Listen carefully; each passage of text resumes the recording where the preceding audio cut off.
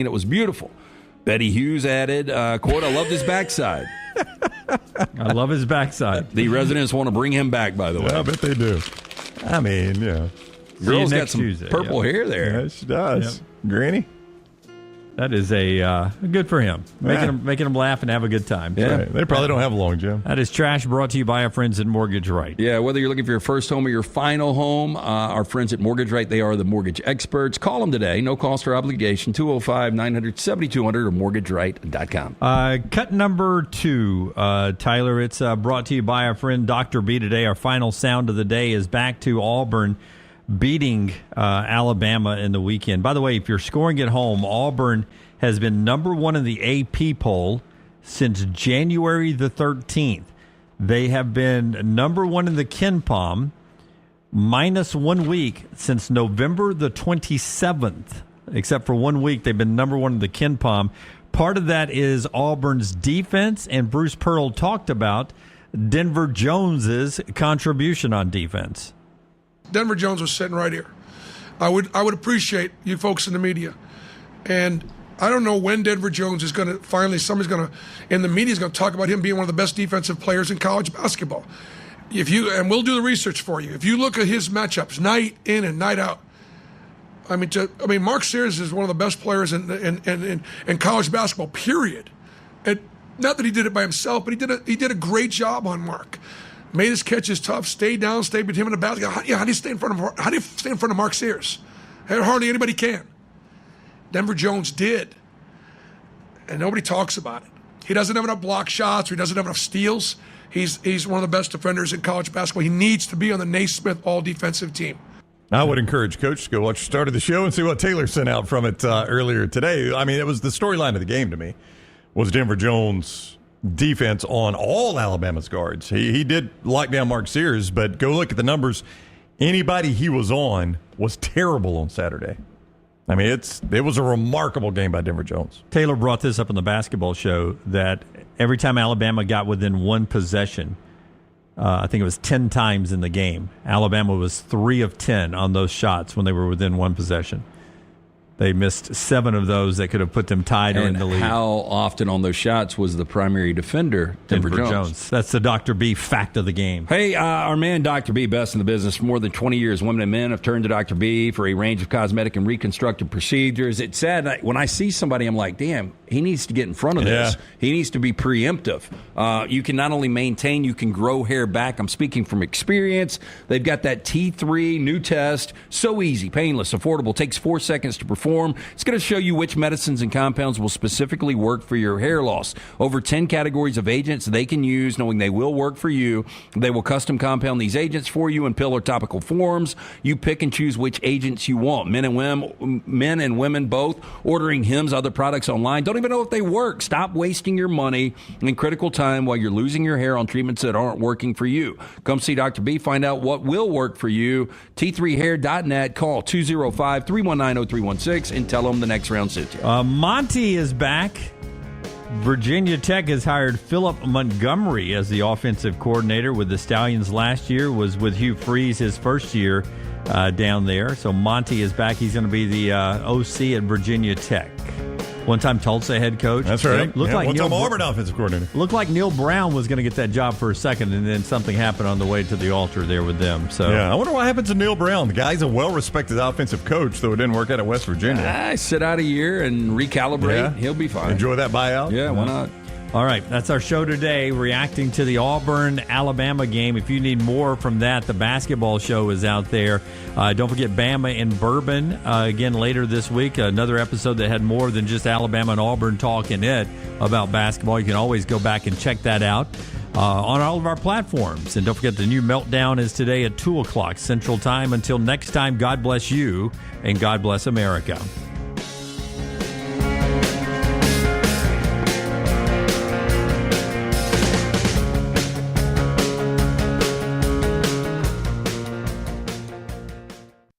Follow Brownie on Twitter and Instagram at Ryan Brown Live.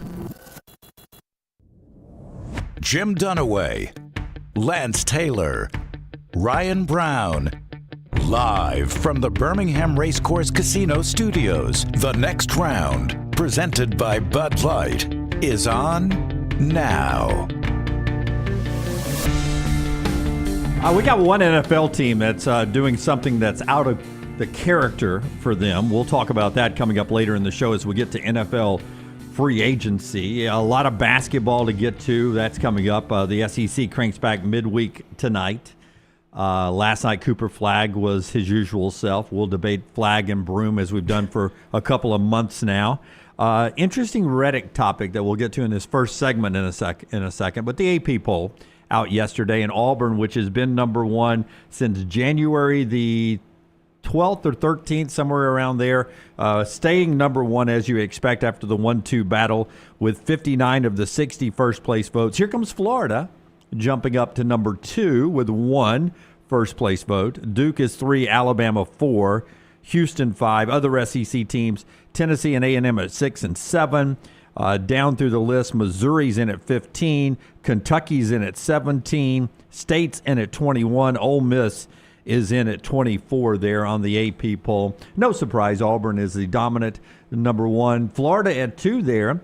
They got the Micah Handlockton back. Only played 2 points, 20 minutes. This Florida team, I feel like if they're going to get the Condon kid back, they say in March, maybe before then. That's a dangerous team when we get to the tournament. When you saw the AP poll come out, no surprise for you, right? No surprises at all. And I do think Florida has an opportunity. You know, they've got – they're a 14.5-point favorite tonight at home against Oklahoma. They've got to go to LSU. They'll be a healthy favorite. They'll be favored in Georgia, in Athens, A&M, at Bama, Ole Miss. It's a good chance they only lose one more game. You know, it's interesting at this moment in time. And by the way, I think that locks him into a 1 for sure. Oh, yeah. At this moment in time. Oh, by the way, I did see what Joe Lunardi said. I'm going to tell you this before the show. Auburn's gap is between 1 and 2? Yeah, the overall 1 and the number 2. Like, what it would take for Auburn to even be in consideration for dropping to the number 2. 3 losses? He said 2 before it's even a discussion. Okay. So basically 3 would drop you to the number 2 overall. Yeah, so seed. They'd have to go 500 down the stretch, which we talked about. But that would be not to a 2 seed, to the number 2 overall seed. Yeah, which is basically what we said. So back to your point, and I'll let you get to your point, Brown. Auburn could lose all the rest of the games and still be 1 seed. I don't think they would. I know you said that, but I mean, basically based on that, Lenardi is saying it's 2 losses before you even discuss dropping them out of the overall number 1. Right.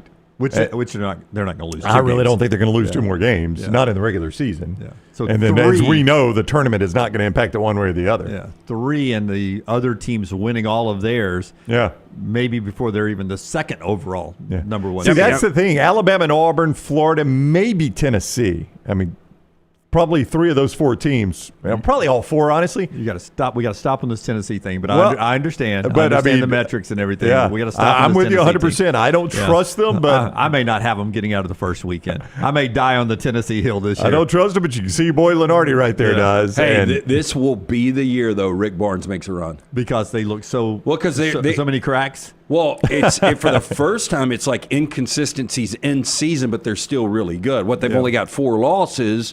They only have 4 losses? I think 4 or 5. I think 5. I think I think Tennessee's 20 and I would have had them at they're 21-5. Yeah, 21-5. Okay. I mean, Alabama's 21-4. It's not like Tennessee and Alabama are markedly different in record. It's just watching them, they have looked totally different. Well, and you look at their losses, they got swept by Kentucky. Look, the Vanderbilt loss is the Vanderbilt loss, 1-point loss in Nashville where a lot of teams lose. But, their losses, the Florida loss, they got destroyed. Yeah, but it was in Gainesville. But they returned the favor and won by 20 when they were in Knoxville.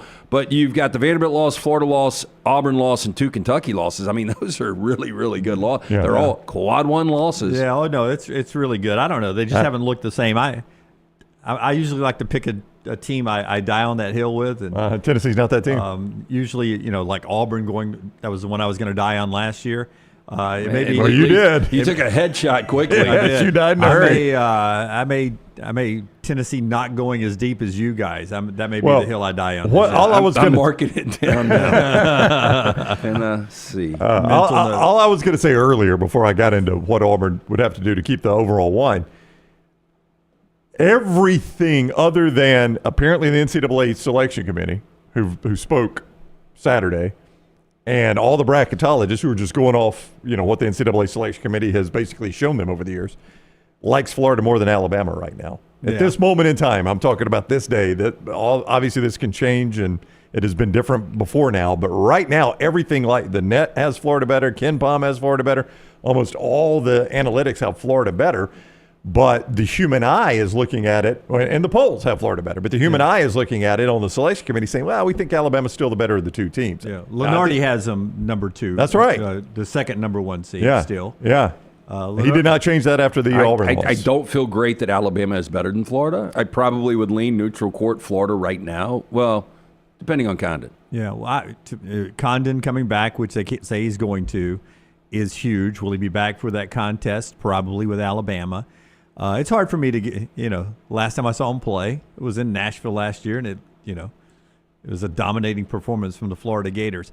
That AP poll is what it is, and, we talk about bracketology and such. The Field of 68 put out their entire field yesterday, and I was talking to Brown about this earlier. I said, you do this, and you walk through all the scenarios, and there are tricky games, but I'm always like, how come I don't just put the 1 seeds all in the Final Four? Because Auburn's the number 1 overall. By the way, some people do that. Some people do. Yeah. And sometimes they win the office pool. Most of the times they don't. Auburn's the number 1 overall in the South. Look at that tricky second game for them. UConn, who has so many flaws, would likely be their opponent in the second round. And then their Sweet 16 game would be either Michigan or Kansas. Seems like the flawed UConn team would be tougher than that. And then down at the bottom of the bracket, A&M, Texas Tech. I mean, that looks like an easy path to Auburn to the Final Four, relatively speaking. There's name brands there, but all those teams, you watch them play basketball on a given night. I saw like a better Auburn team get run by Clemson out of the tournament. What was that, 2, 3, 4 years ago? Yeah. I think Clemson is one of those teams you wouldn't want to see. There's Clemson as a 7 seed. They'd have to upset A&M to get there. For Alabama in the Midwest, which I think would carry them through Indianapolis. Yep, I believe you're correct. I think I'm right about that for their Sweet 16 games. New Mexico, Baylor. I mean, as tricky as 8-9 can be, but you would think the Tide would handle that. And then a rematch with Houston.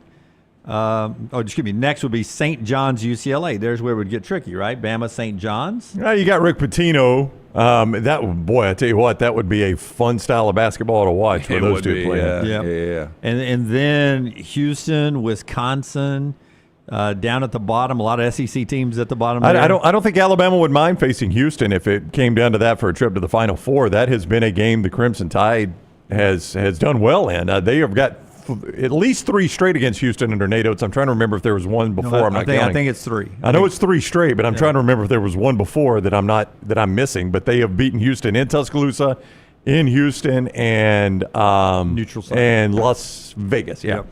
Neutral site. So they've beaten them every way you could beat them. I'll go West Florida next. Florida, Oregon, Gonzaga.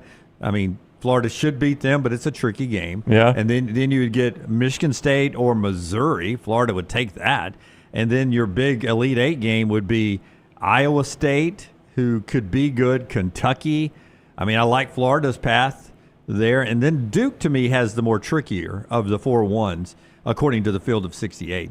Creighton or Utah State. If you watch Utah State play, that's a pretty good basketball team. Yeah. And Creighton can be decent, could be a problem, especially. Well, Kalkbrenner's a 7-footer that can do a lot of different things. Jim does not like him. Don't forget.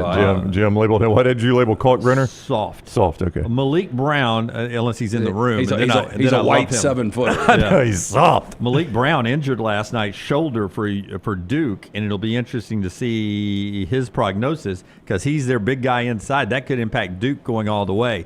But then they got to go tricky Arizona or Marquette or Yale right there. And then their Elite Eight game would be Tennessee, Purdue, maybe a tricky Memphis or Drake team there, BYU. I like Tennessee's draw right there, by the way. You do? I do too. I think Duke has the toughest. So I mean, Tennessee's draw with I mean, if you just face the best seeded team, which is never the way it works, but you would face Memphis, Mississippi State, and Purdue. Yeah, you don't think Memphis over Tennessee is what March Madness is made Oh, of? no. It'd be a fun matchup. Dunaway, go ahead and lock it in. Play the ones. Just say you're going to do it right now. Then you don't have to think about it. I got to see the field, but I like the ones right there. I like all the ones in the Final Four. We'll get to more basketball coming up. Stephen Pearl on the show in the next segment. A Reddit thread that I found very interesting. We'll do after we tell you about a couple of our great sponsors. One of them is our friends at Storm Restoration Roofing. Greg from Pell City.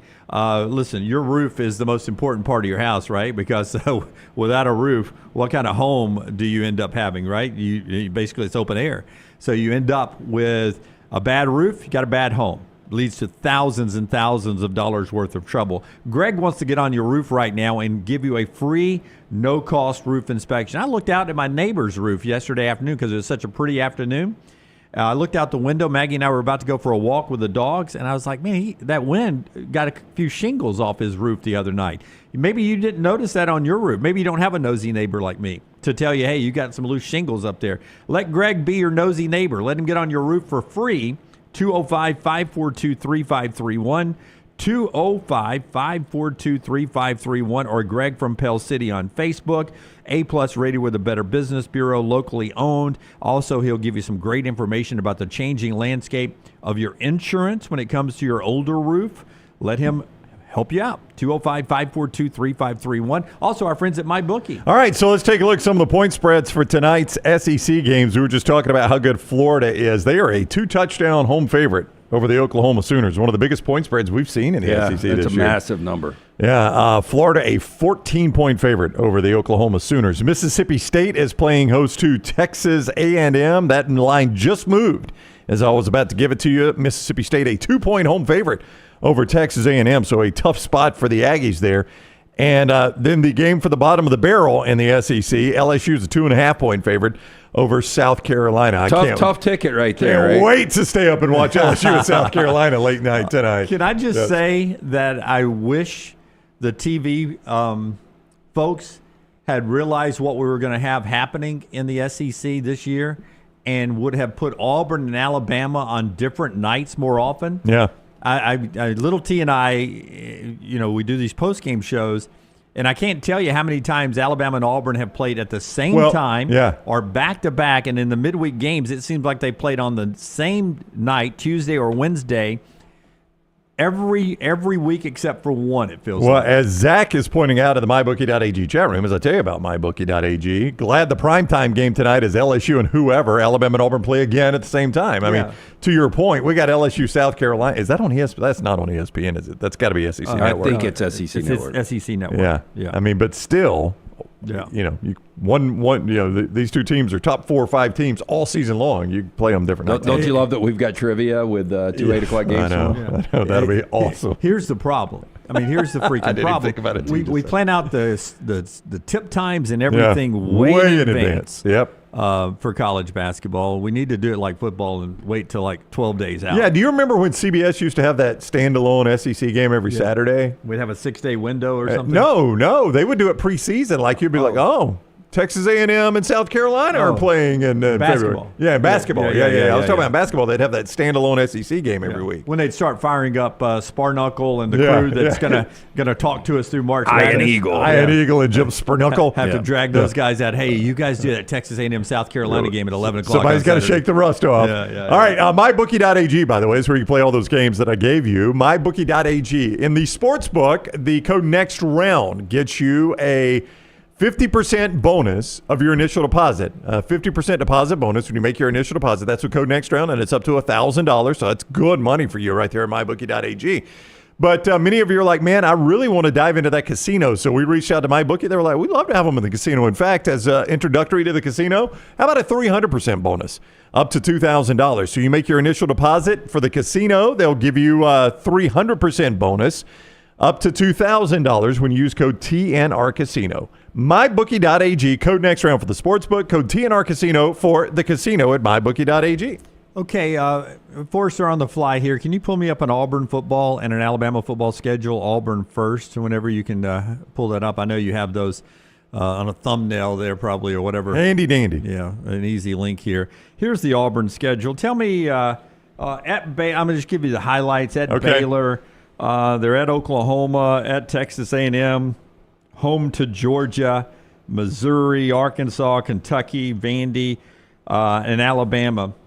You will definitely know by October if it's going to be a special season or if it's going to be another ho-hum. But just tell me, what are the biggest games, the ones that excite you the most on this 2025 schedule? Well, I mean, Baylor to kick the thing off. Yeah, I mean, I think that's a good game. That's a great gauge for both what Baylor's going to do in the Big 12 this year and, is Auburn going to finally be able to bust out under Hugh Freeze. The rematch in Oklahoma. Yeah. I mean, it was a fantastic game last year. Fantastic game against A&M. I'm going to need you to calm down a little bit because you cannot oversell the excitement on the point I'm trying to get to here. I think Auburn's got a pretty good schedule. Reddit had a thread last couple of days. I don't remember when I saw it. I thought you were going to do some fun Reddit topic about airplanes or something. No. Listen to this.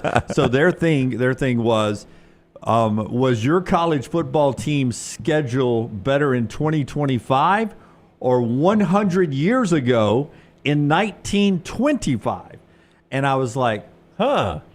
So I didn't read all it was like a northern person that posted it. Yeah. And I was like, he was on multiple edibles last night. I said, I'm going to go. Let me check Auburn out. Okay, what they have in 1925? So in 1925, you just saw their schedule. We're going to do it based on where these teams are today, not where they were in 1925, right? Because I don't have a clue. It's name brands here. That's what I'm saying. I don't have a clue what they were in 25, all right? They opened up on the road here in town at Birmingham Southern. Oh. Well, that's going to be tough now. All right. Multiple reasons, right? Yes. I give them a win in that one. Yeah, need a venue, need a school. That's right. Need a team to play. But now buckle up compared to the schedule you saw. 1925, week 2, on the road at Clemson. Ooh. Auburn with a lake. They used to play back then. Do I have your attention? Yes, you do. We've better seen than Baylor. We've seen that matchup a lot. Yeah, better than Baylor. Week 3, at home to Virginia Tech. Oh, hokey high. Yeah, or as we called them back then, VPI. VPI. Virginia Tech. Week 4, on the road in Dallas, Texas, against the Texas Longhorns. Wow. Okay. So neutral site. We played that at the Cotton Bowl? It wasn't called the Cotton Bowl back then, but well, we wouldn't. We played at Jerry World now. it was a stadium in Dallas. Yeah. Week 5 was Howard, now Samford. So their current out of conference is Samford.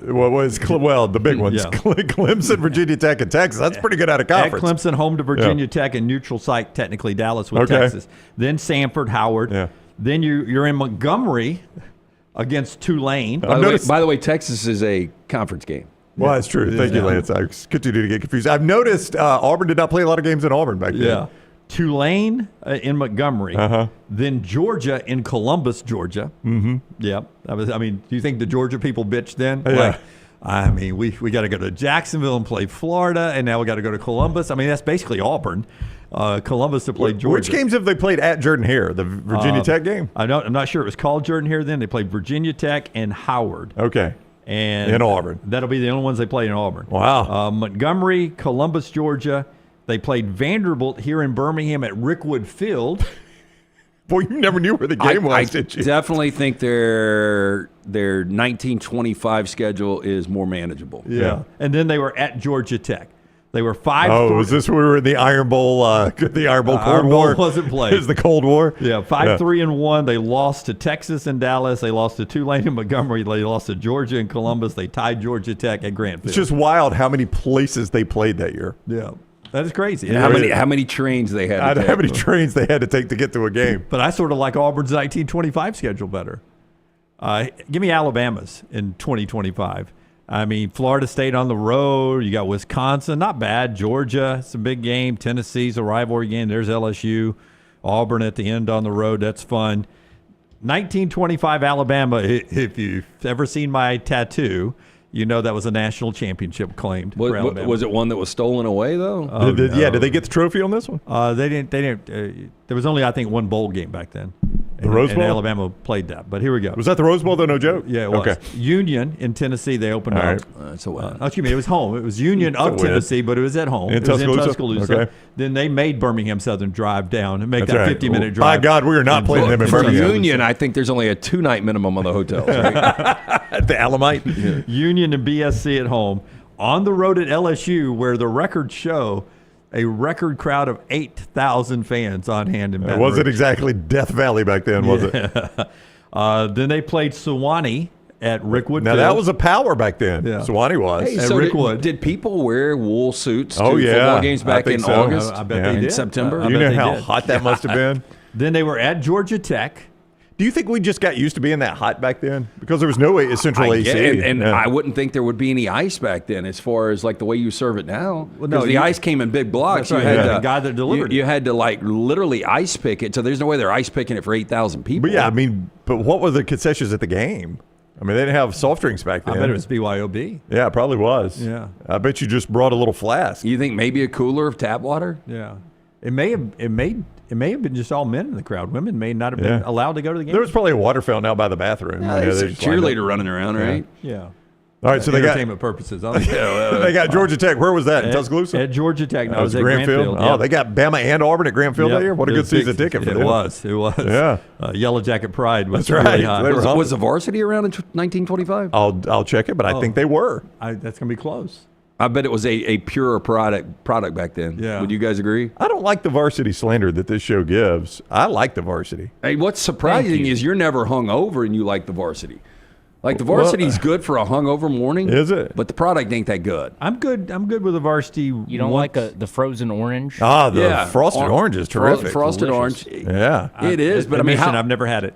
You've never had the frosted orange? but Yeah, how that's right. often would good. you guys drink that if it was available on a Well, day-to-day basis? again, it's much like Probably Steak weekly. Shack. much like Shake Shack that you used to love, and they built one here in Yeah. Birmingham. You never go, so Yep. probably not much. Right. 1928, the varsity was established at the corner of Lucky Street and Hemp Hill Avenue in 3 Midtown years Atlanta. after this. You I know, bet you some know what guy probably was- happened? He was like, this damn season ticket package is amazing. We're going to get Alabama and Auburn rolling in here. We might as well open a fast food joint. Yeah, and he was probably grilling hot dogs outside tailgating that day, and it's like, man, you make the best hot dogs. Boy, if you just had a place right here, we'd come every time By the way, Alabama that came is to their town. biggest problem is their hot dogs like one of those pink Oh yeah, hot dogs. Yeah. It's just not a good product. It's a. People would walk up, hey man, can I get a hot dog? What do you want, man? What do you want? They started yelling. What do you have? at What do you him. have? What do you have? And for the record, I used to eat gas station hot dogs. So Yeah. After Georgia Tech, Mississippi State at home, Okay.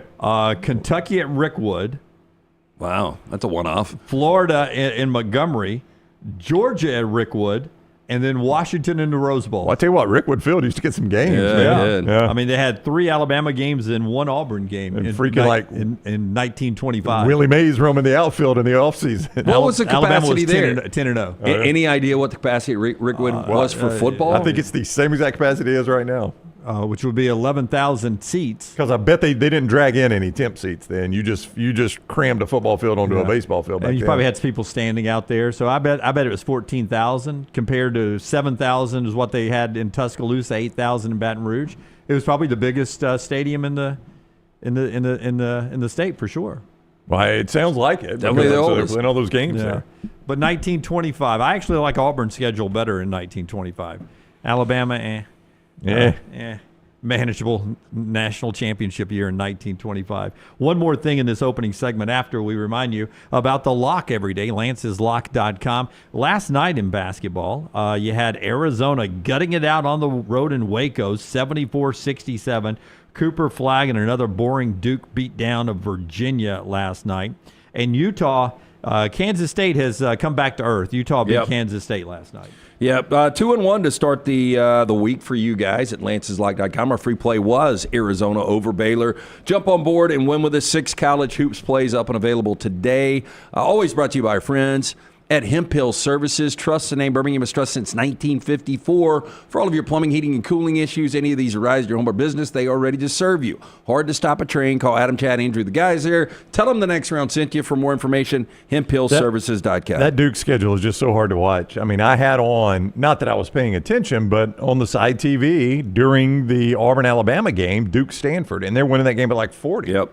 Well, their average margin of victory is over 20 points per game. And they go on the road last night to Virginia. I know Virginia's no good, but they go on the road last night to Virginia, and that's a 20, 25-point game, the whole game it The felt whole like. game. Yeah. I've noticed that, Taylor, who monitors every second of the show, when I say one more thing before we go to break, she uses that to get up and go to the bathroom here real quick. Uh-oh, or to so you're do about to say something else. important? So I need to, I guess this save it. isn't important. Just save it. Stephen Pearl, next segment. yeah. 10,000 Americans were polled on Sunday night and Monday morning after the NBA All-Star game. And the questions were whether or not you watched the NBA All-Star game. Not a second. Well, it used to, and I don't know how you guys were. I think you liked the NBA for a little bit, got away from it, came back. I used to not miss an All-Star game, and I did not see a second. Yeah, I didn't watch a second. I didn't even know what the format was. I tell you, the thing I never missed was the slam dunk contest. That was must watch when I was a kid. Now, this is about Sunday's NBA All-Star game, the game itself. Give me the percentage of Americans that were polled, 10,000 cross-section of Americans that were polled. That I want the percentage that did not turn it on was their answer. Did not turn it on. That was the one of their percentage choices. of 10,000 out of 10,000 Americans, but it's done by a polling service. Yeah, to give I would say 90. I would say 9,500 people did not turn it on. I would say 95%. I was going to say maybe even higher. I need you to do percentage. So I was going to say 98% because I was sitting doing math and then I realized 10,000. It's pretty easy math. Yeah, if you say 950, that's 95%. I was going to say 98%. 82.7% did not turn it on. I think some people are lying. Yeah. 10.8% turned it on and regretted it. Only 6.5% turned it on and enjoyed it, according to the polls. They got a problem. I tell you what, though, I'm locked into this hockey one. They're Canada, the U.S. Thursday night. Yeah. Thursday night. I will say about this format, and I didn't watch any of it, but it was at least seemed more competitive than what you got with last year's. I think it was 211 to 189 final. I don't know. Thursday night is the USA-Canada, not in Canada, in Boston. That makes it even better. TD Garden. Yeah. Put it in Philly. So the question is, will we boo the Canadian national anthem? We'll see what happens on that one. Be better than that, right? Thursday night, No, 7 I like o'clock. the pettiness. I like the pettiness. There'll be a fight.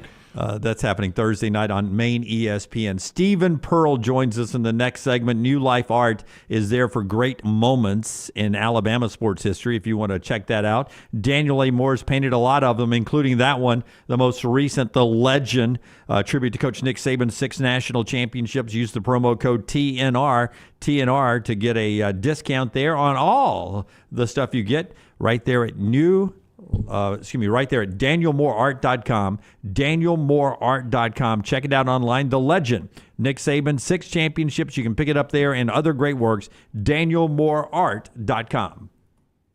Everything Next Round is on demand now in the podcast section at nextroundlive.com. Twin Peaks is the best in the game. Here, you're in the red zone for every college rivalry and divisional matchup all season long. I mean, where else are the scenic views as good as your view of the game? Only at Twin Peaks, the #1 sports bar. Storm season is here. Make sure you have a plan of action in place right now. Greg from Pell City and Storm Restoration Roofing should be your first call when storms hit. Insurance companies love working with Storm Restoration Roofing because of Greg Nelson's name and reputation in the industry. When storms hit, call Greg Nelson. He's local, 205-542-3531. He's the home of the free no-cost roof inspection. Greg from Pell City on Facebook, 205-542-3531. It's Storm Restoration Roofing. By now, you guys know how I feel about my fashion. However, did you know that I care about your fashion choices? Cargo shorts are out, flip-flops are only appropriate on the boat, and please throw away that stained t-shirt from college. You may be thinking, EG, that's all I own. What do I do? Here's what you do. Go to nextround.store and fill your cart with a wardrobe that is approved by me. Stock up on logo t-shirts, hoodies for football season, and hats for every day of the week. Trust me on this one and head over to nextround.store to get stocked up for this season. Looking to expand your business? Let the Next Round help you. Contact us, sales@nextroundlive.com, and be part of the team. Advertise your product to hundreds of thousands of potential customers on our ever-expanding platforms. The Next Round can take your business to the next level. Join our existing partners in the fastest-growing media space, both live and on demand, while reaching the most desirable audience for your business. Get more information by emailing sales@nextroundlive.com, and one of our team members will work with you to build a plan to take your business to the next level using the Next Round. Start your day online with our website, nextroundlive.com, for the latest videos, podcasts, and college football stories. It's also a great way to stream the show or shop in the Next Round store. Stay connected by visiting nextroundlive.com. Hang out with the Next Round on the go. Whether you're driving to work, running errands, sitting on the beach, or you just need a break from the real world, we can keep you company. Check out the Next Round, Mystery Fifth Hour, and our other shows on your favorite podcast app. We'll meet you there. Start your day online with our website, nextroundlive.com. The latest videos, podcasts, and college football stories. It's also a great way to stream the show or shop in the Next Round store. Stay connected by visiting nextroundlive.com. That's nextroundlive.com. Think about the best summer nights of your life. How many of those were in a great t-shirt? Visit nextround.store to get the perfect t-shirt for the next perfect southern night. Nextround.store. The memories are waiting. As we all know, there's no off-season when it comes to college football. If you want to stay in the know with all things Alabama, join us over on covercrimson.com and get $25 off your annual subscription. We'll keep you up to date and give you exclusive content all the way to the first Saturday of football season on covercrimson.com.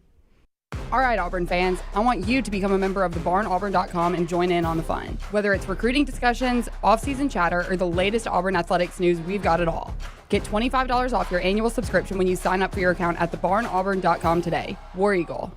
Happy football season. At the Next Round, we strive to make our loyal listeners feel like they're a part of the action all season long. My name is Emily Grace McWhorter, and I do that by bringing you along for any given Saturday in Auburn or Tuscaloosa. From pregame warm-ups, touchdowns that make you feel a part of the play, and everything in between, our goal is to make you feel like you're inside Bryant Denny or Jordan Hare. Follow along on our social media at Next Round Live on Instagram, X, and Facebook. Also, check out thebarnauburn.com and covercrimson.com while you're at it. Here's to fall Saturdays.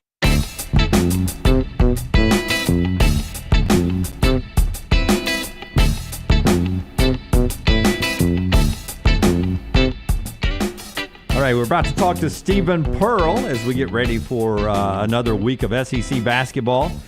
We were talking about we sort of wish Auburn and Alabama played on different nights. They play at the same time again tomorrow night.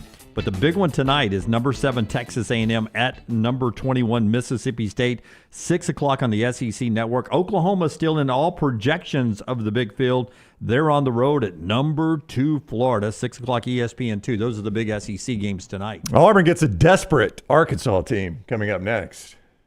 Yeah. I mean, they are. They're in everybody's first 4 out, so, I mean, they got to. Can we first ask, I mean, just because you did the 10,000 people that were polled, very interested to see if our next guest, if he was asked this question. I bet I know the answer for okay, this. Well, I'm going to write what I think it is. This is no way I thought we would start this interview, but Stephen Pearl, the Associate Auburn head coach, is with us. Did you watch any of the All-Star game in the NBA? Honestly, I didn't even know the All-Star game was this weekend. Put him down for a no? I wrote down no, too. I wrote down no. Stephen, I used to be the biggest NBA fan in the world. I didn't watch a minute of it. And so Dunaway was just talking about, was it 10,000 people were polled? 82% didn't turn it on. Did not turn it on. 10% that did turn it on regretted it immediately. regretted they turned it on.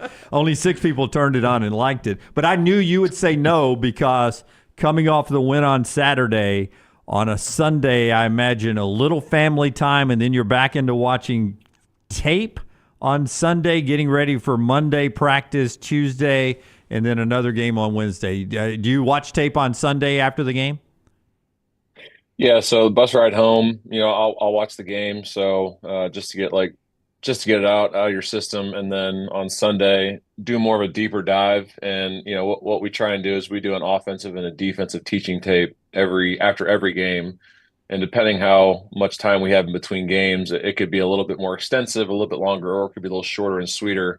And what we try and do is just take some teaching points for the next game and find some things that apply from the previous game that we need to teach from. So did a deep dive into some of the things that we did well against Alabama and some of the things that we got to improve on to get ready for, like you said, a really desperate and a really hungry Arkansas team. I don't mean to put you on the spot here, but I think I know the answer to this. You teach the defensive side, right?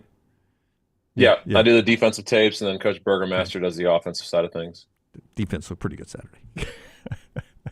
I'm glad he hears your approval there. Jim approved of your defense. Yeah, I thought your defense was pretty good. Thank you, Jim. You can sleep well this week.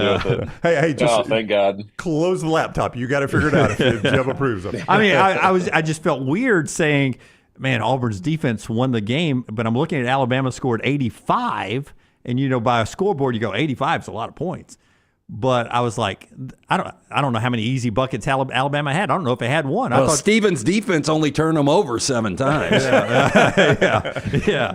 I just thought it was a brilliant defensive effort. But we talked about it yesterday. I think the hero of the game was Denver Jones. The way he locked down Alabama's guards, including Mark Sears, who, as BP said, is a tremendous player, one of the best players in the nation. That guy is I don't know if defense sells tickets, but man, if you're ever going to pay a ticket to watch a kid play defense, that kid plays it all out. Yeah, I mean, you look at Denver and all of his matchups this year. I mean, besides the Florida game, he's held the other team's leading scorer to one of their worst offensive production nights of the year, and he did the same thing on Saturday with Sears. I mean, 4 for 17. He gets 8 of his 18 from the foul line, and that's not typically where he's going to get a lot of his points. And then on top of that, Mark's done an unbelievable job assisting the ball this year. He only has 2 assists in that game. So they not only rely on, his offensive ability to score the ball, but he does such a great job of getting guys corner 3 balls, getting those bigs involved.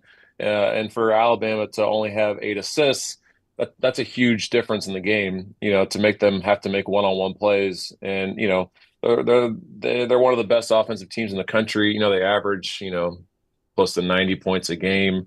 So for them to be held to 85 at home, 33 in the first half, which I think was really important for our guys to get off to a really good start on the defensive end. They make 5 threes, which I think is tied for the lowest, since Coach Oates has been there. So, I thought our guys, especially our guards, did a really good job of paying attention to the scouting report, doing a great job of, making them shoot 2s. They shot 44 2-point attempts, which is, I think, 10 more than what they normally average. So, I thought our guards did a great job of making multiple efforts and running them off the 3-point line. And, overall, 85 points is a lot of points. Second half, we didn't guard as well as we would have liked. But, I mean, hell, they're one of the best offensive teams in the country. So you got to be happy if you keep them under 90. You guys controlled that game wire to wire, and they tied it up at 65 apiece.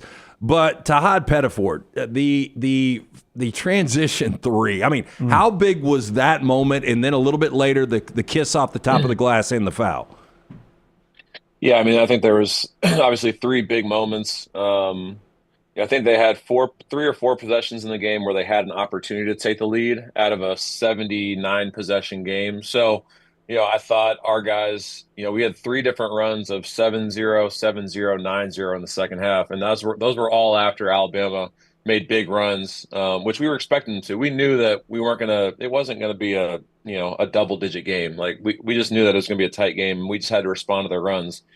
So I think, Chad Baker, when the game was tied, sizing up Youngblood and knocking down that shot was huge. And then, like you said, Tahad's transition 3, that's a bad shot.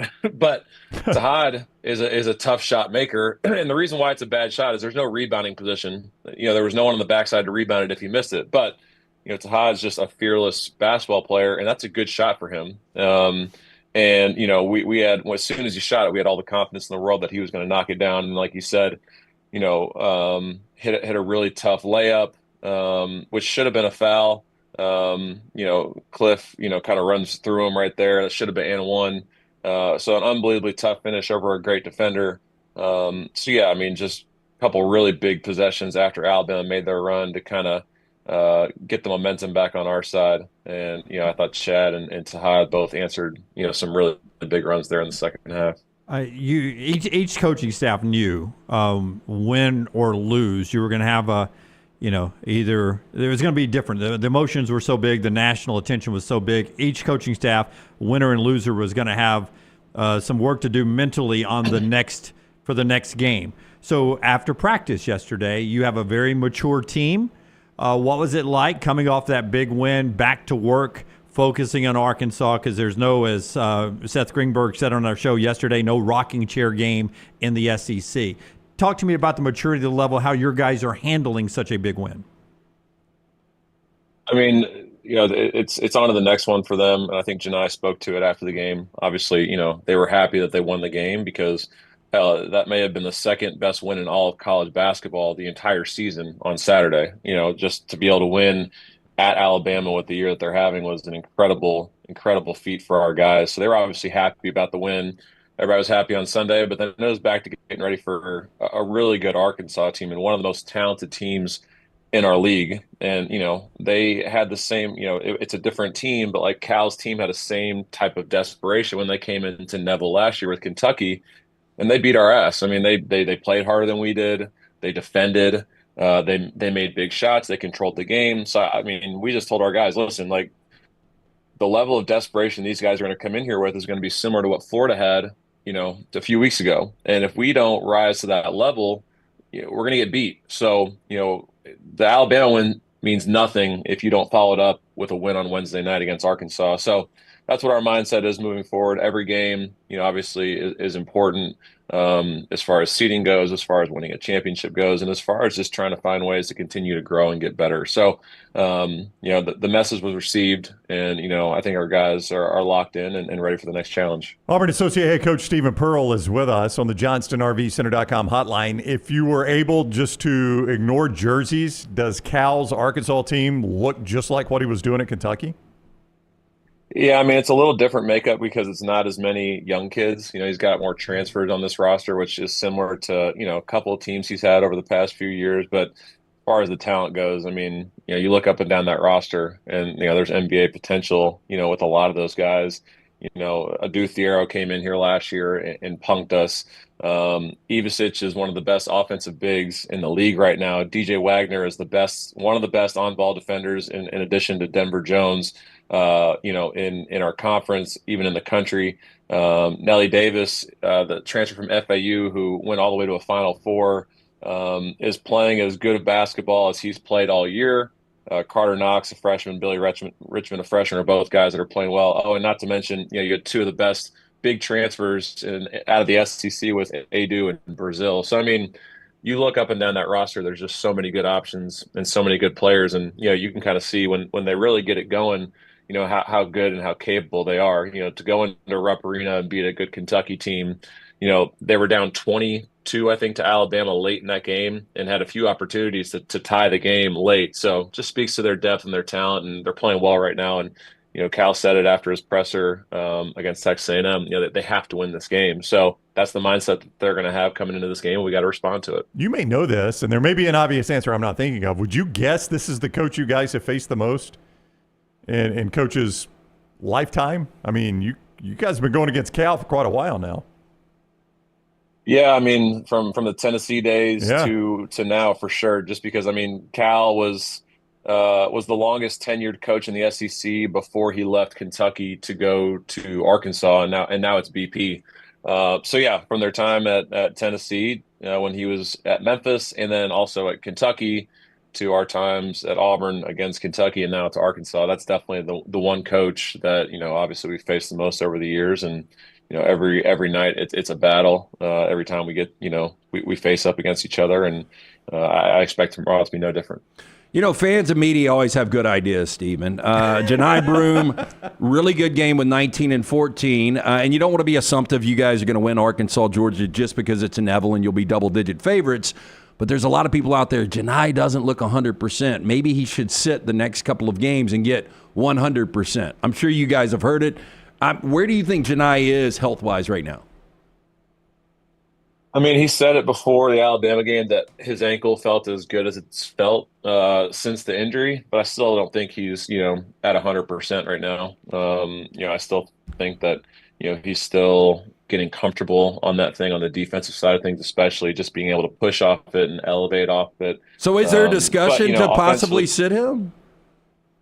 No, I mean no. And the only discussion that would be had is if Johni came to us and said, hey, I need to sit out these next couple of games. It's completely up to him in regards to his rest. But I mean, he's such a competitor, you guys, that, I don't think there's any chance that he's going to want to do that. But I think, he's at a point right now where, I mean, he played 30 something minutes in the Alabama game. So I think he's at a level where the pain is tolerable. I think it's just continuing to get more comfortable each game, just pushing off of it and elevating a little bit more. Because that's probably the one area that he's not doing what he was before, is just elevating, whether it's finishing through contact or going to block shots. He still had 4 or 5 block shots against Alabama, but he's just not jumping as high as, as he's used to. So I think each game it's getting better.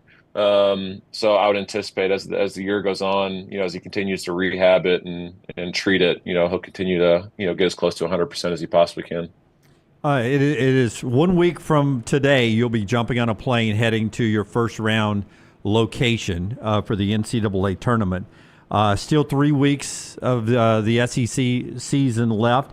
I'm interested, from the start of the SEC race to now, is there a player that maybe has improved the most from where they were when this started on January 4th to right now, that sort of has earned that extra playing time, that extra nod, that extra minute from the coaching staff, whether it's offensively or defensively? Who would you say, man, that guy since January 4th has really improved his game? Chaney Johnson is just, that's a no-brainer. He's been unbelievable for us. And, for Chaney, when Chaney's able to not be in foul trouble and we're able to keep him on the floor for 25-plus minutes, we're just better. He scored in double digits in his last 4 games, shooting incredibly efficient percentages. He's made a 3 in his last couple games, and he's shooting that with more confidence. And, defensively, he's just really good. He can guard positions 1 through 5. You guys saw it in the Vanderbilt game. He went 8 for 8 from 2 and went on like a 9-0 run by himself. So he's just been so important for us on both ends of the floor. He's our hardest worker. He just trains his tail off. And, it's just an Alabama kid that, we're just so happy that we have on this team. He's an incredible teammate, and he just makes us better when he's in there. So, from the beginning of conference play to now, he's just improved so much and has continued to step up to the bell every single time. Played 33 minutes against Alabama, 14 points, 5 rebounds, and doesn't turn the ball over. So when Johni's out there, we're a better basketball team. All right, 8 o'clock tomorrow night, ESPN at Neville Arena as Auburn takes on Arkansas. Good luck against the Hogs, Coach. As always, we appreciate the time. Appreciate you, fellas. All right, buddy. Take care. That is Stephen Pearl, the Auburn associate head coach, with us on the JohnstonRVCenter.com hotline. I mentioned that game. Anytime you go to a game, Dunaway, what do? They walk over, they hand, every media timeout, right? Constantly. Well, they run through a lot of paper at those Does games. anybody look at it? Yeah, some people You try to look smart. I say no to them now because Right. I've got it on my iPad in front of me. But you know who uses a lot of paper? Who? The stat guys, about 8 of them in front of me at Alabama games that are running stuff back and forth. They are printing things. Right. They've got 2 printers going. They're writing notes, throwing them down into the trash bin, and running things over to Nate Oates. That is a Dunder Mifflin dream right there. Well, ImageCraft is the company that, if you are one of those companies that burns through a lot of paper, like car dealerships, mortgage companies, real estate offices, tax offices, banks, schools, universities, pharmacies, you guys use a lot of paper? ImageCraft.net has the low-cost printer and copier supplies that can help you save. They are in Birmingham, right there in Trussville, in fact, Gadsden Highway, just down from the Pinnacle Shopping Center. You can see more online, imagecraft.net. They deliver in-stock items to the Birmingham metro area same day. They also ship free outside the area. So you could stop by in-store right there in Trussville or shop online at imagecraft.net. Either way, we're going to give you a discount. Code TNR in the store for 10% off. TNR10, your promo code at imagecraft.net to save 10% for your company. Everything, all the major brands, HP, Brother, Canon, Dell, Lexmark, Konica, Minolta, Kyocera, Ricoh, Sharp, Xerox, all that. ImageCraft, imagecraft.net. ImageCraft, print more, spend less. No discussion about Broome sitting.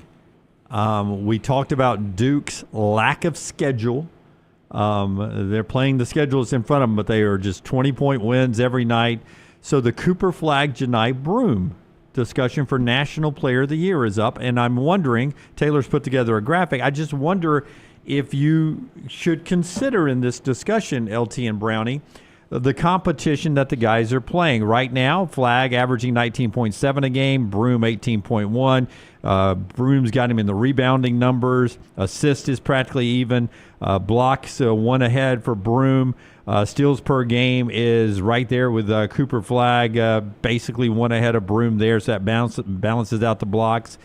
But when you go to the strength of competition and stuff of who Broome is doing it against, pre-conference and after we got into conference play, if you were a National Player of the Year voter, would you factor in who Johni Broome's having to put those numbers up against compared to who Cooper Flagg's having to put those numbers up against? Yeah, look, I mean, here's the difficulty of this. Like, the better player overall, the more talented guy probably is Cooper Flagg. But Broome is doing it night in, night out against better competition. You say that because of You're just talking about next NBA, level? his NBA. Yeah, I mean, look, I mean, it's hard to not just factor in his potential too. But I mean, both are incredible players. There's no doubt these are the only two players in this conversation. Cooper Flagg's going to ultimately win this award. I mean, I've got no problem with either direction it goes. I mean, I do think Flagg's a little bit better of a player. Who's more important to their team? Probably Flagg, actually. Like, I don't think Auburn can win a national championship without Broome, but without Flagg, I don't know if Duke can get to the second weekend. Yeah, I see. I'm with you. Without Flagg, I'm not sure they go very deep at all. And Auburn, maybe a Final Four team or Elite Eight you just team. heard Steven talking about Chaney Johnson. Yeah. I mean, again, I don't think you're going to win a national championship without Johni, but I said this when he initially went down, a couple of months ago, that I still think this team can make a Final Four run without him. I'm looking up a stat real quick. There's a lot of discussion about this, so I need you to remember a number for me. 7. 7. Not quite. 7. Johni Broome averages 4.9 free throw attempts per game. Oh, yeah. I discussed this earlier in the year. I wish I could. I don't have time to do it. I wish I could pull up just conference games. Yeah. No, I don't have that. I wish I could pull up just conference. Yeah, I got it right here. Hang on. I'm sorry. Because that's going to be when you play conference games, you're getting the same officials over and over again for the most part. So in conference games, he actually averages more, 6 a game. I wonder what 6 attempts or 6 made. 6 attempts a game. That's right. So this is going to be big man getting 6 attempts a game. This is going to be a conversation on how many calls he gets versus how many calls Broome gets. What do you think, or Flagg gets? So Broome is 6 attempts per game in conference play. Yeah. What do you think Flagg's going to be? I'm going to say 11. It's going to take me a second to pull it up. You think it's going to be 11? I would say 8.5. We'll say 11. 9. Yeah. That kid's shooting free throws all the time. Would you? Well, now for one thing, he's a red flag. He can slash. I mean, look. I mean, obviously Johni's on the block, but Johni does stretch it out a little bit. But I mean, Flagg's everywhere. Yeah. But I mean, a big man getting 6 free throw attempts a game. Yeah, I'm just saying that's not a lot. He's taking it on the perimeter, driving to the hole. Yeah. And he's getting foul calls. Meanwhile, Johni is already down near the rim and is getting hacked to death and not getting the call. Johni does have a fadeaway that he shoots a lot, which you don't get a lot of calls on that shot. You don't, because it's hard to defend, so you're not getting fouled. 6.1 for Broome in conference play, only 6.5 for Flagg, so it's really not that big a difference when people started talking about He's only that. getting 6 free throws? Mm-hmm. Yeah, I mean, I thought it was around but 8. He's a much better free throw shooter Dang than it, Brown. Don't bring facts into it. A narrative. Flagg is a much better free throw shooter than Broome, and that is one reason maybe it stands out a little bit more. He's 84%, almost 85% on the season, and Broome is only 61, 62%. Yeah, remember the Broome Cardwell free throws when we get to crunch time in a big NCAA tournament game. You can't have Cardwell out there. There's going to be a hack a Broome, hack a Cardwell situation late in games.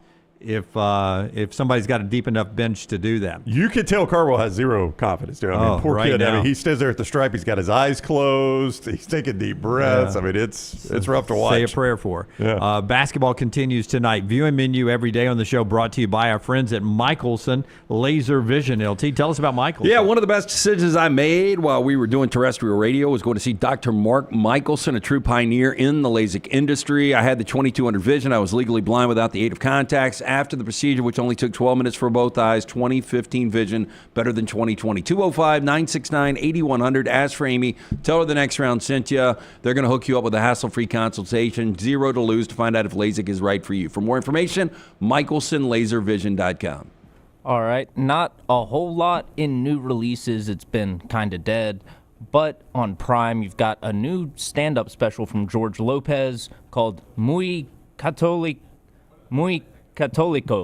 It's very Catholic. Yeah, I would tell George Lopez, no mas. Very Catholic. No mas, no mas, no mas. Hey, I'm not a big George Lopez fan. There was video of him that alarmed some of his fans because of the way he looked in that video. Have you seen that? He just doesn't look like he used to anymore. No, That's the main my thing God. I've seen. I mean, people get old. How old is he? I mean, he's got to be 70? Yeah, but he's close to 70. Just do a Google image search for George Lopez. I guarantee you this is what's going to come up. You've got to see the way he looks now, though, Dunaway. It's not that he's old. It's that he's allowed himself the gray. He's grown out the Rob and Rex Ryan hair. Yeah. Yeah, I mean, he does not. Did he get a tattoo on a motorcycle? That I do not know. I mean, how do you say Grateful Dead in Spanish? Yeah. I mean, look at that. No, right he there, does that's, look like the Hispanic version of Rob Ryan. Yeah. I mean, that's a rough look right there for George. That's not. It is. It's a. In this stand-up special, he'll bring his reflections on aging, Latino family dynamics, and cultural quirks, and he embraces the challenges of getting older and touches on generational clashes. Yeah. There is nothing funnier than a Mexican guy talking about how Mexican people live. I mean, that is just it's awesome hilarious. humor. Yeah. I will not watch. I mean, all those stereotypes. And anything else? Yes. So there's a movie on Max that has been recommended to me by Reed, and this morning it was recommended to me by Bo. There's a sequel coming out this year, and it is called The Accountant, starring Ben Affleck. Not recommended to you by Lance. No, well, I mean, Bo came in this morning. He was like, I took Billy to see Captain America, the new one, and I told him that was going to be a waste of time too. But his kid wanted to go, so I get it. But he was like, I didn't know anything about this movie, The Accountant, but The Accountant 2's coming out, so I went back and watched The Accountant. I was like, it's very average. Yeah. I thought it was very average. Is he a hitman? He's a hitman? Yeah, Ben Affleck's an autistic hitman. Yeah. Yes. It am I says not, he is not supposed to give out that he's a hitman? Was that I think it's well known in the trailer. Yeah, okay. It's in the trailer. The trailer takes care of that. I don't think people are going to go, hey, let's watch The Autistic Accountant. Yeah, I mean, how's he going to balance these books? I didn't know if I'd just crying game the accountant there. No. Okay. But that's all I've got today. Okay, I watched the first episode of White Lotus. As that series always is, it is a very slow burn to start with.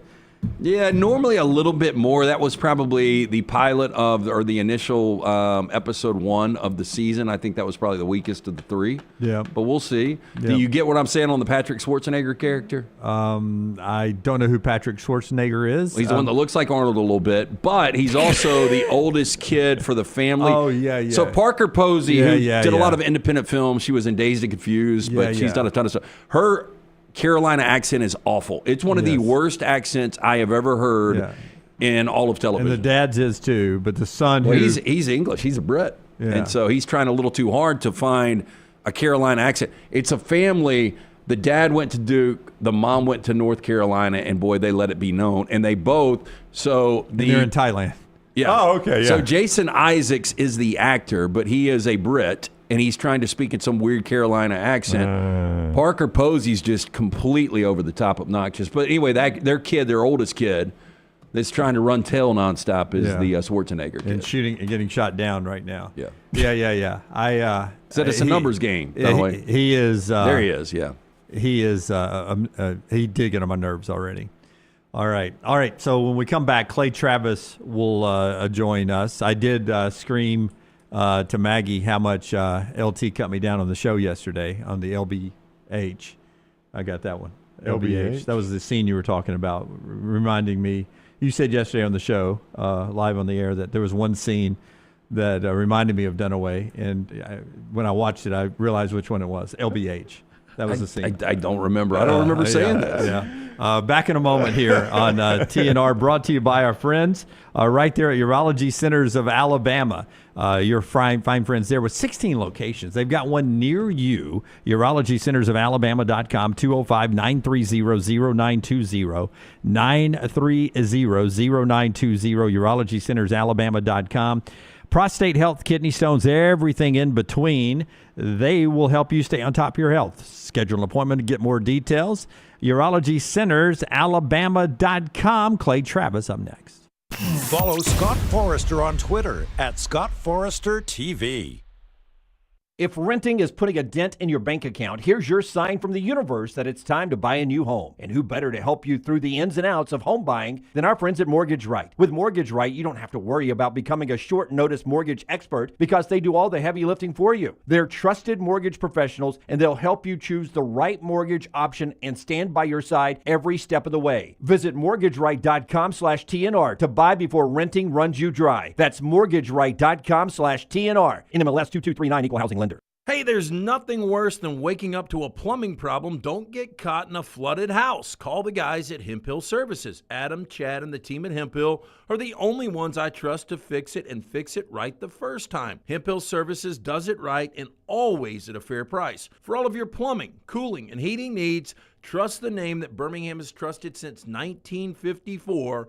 That is Hemp Hill Services. Call now, 205-229-2090. That's 205-229-2090. Stop by the New York Butcher Shop and pick up the finest in certified Angus prime beef steaks and burgers, premium pork chops, ribs, and all-natural chicken cut to order just for you.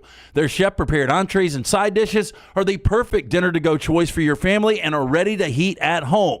With a great selection of fine wines and desserts, the New York Butcher Shop is your one-stop dinner shop. 2 locations to serve you, Cahaba Heights and on Highway 119 in Greystone. The New York Butcher Shop. Rare quality, well-done service.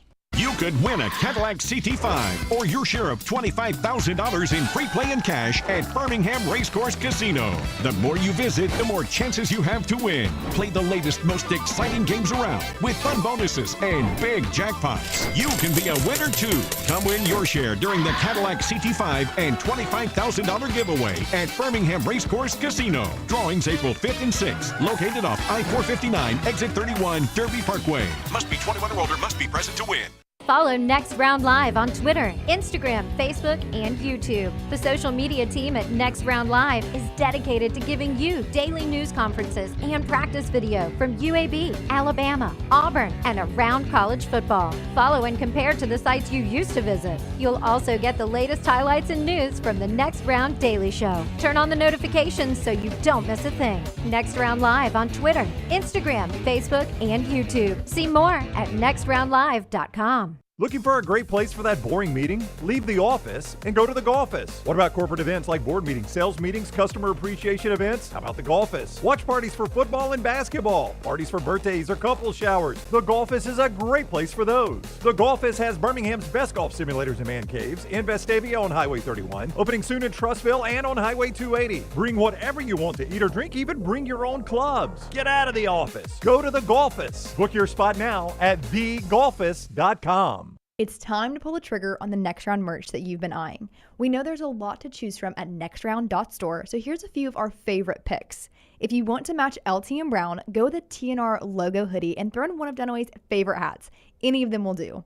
The Backroom's go-to is the classic logo t-shirt, while my personal favorite is the light blue TNR crew neck. All of these items can be found at nextround.store and are EG approved.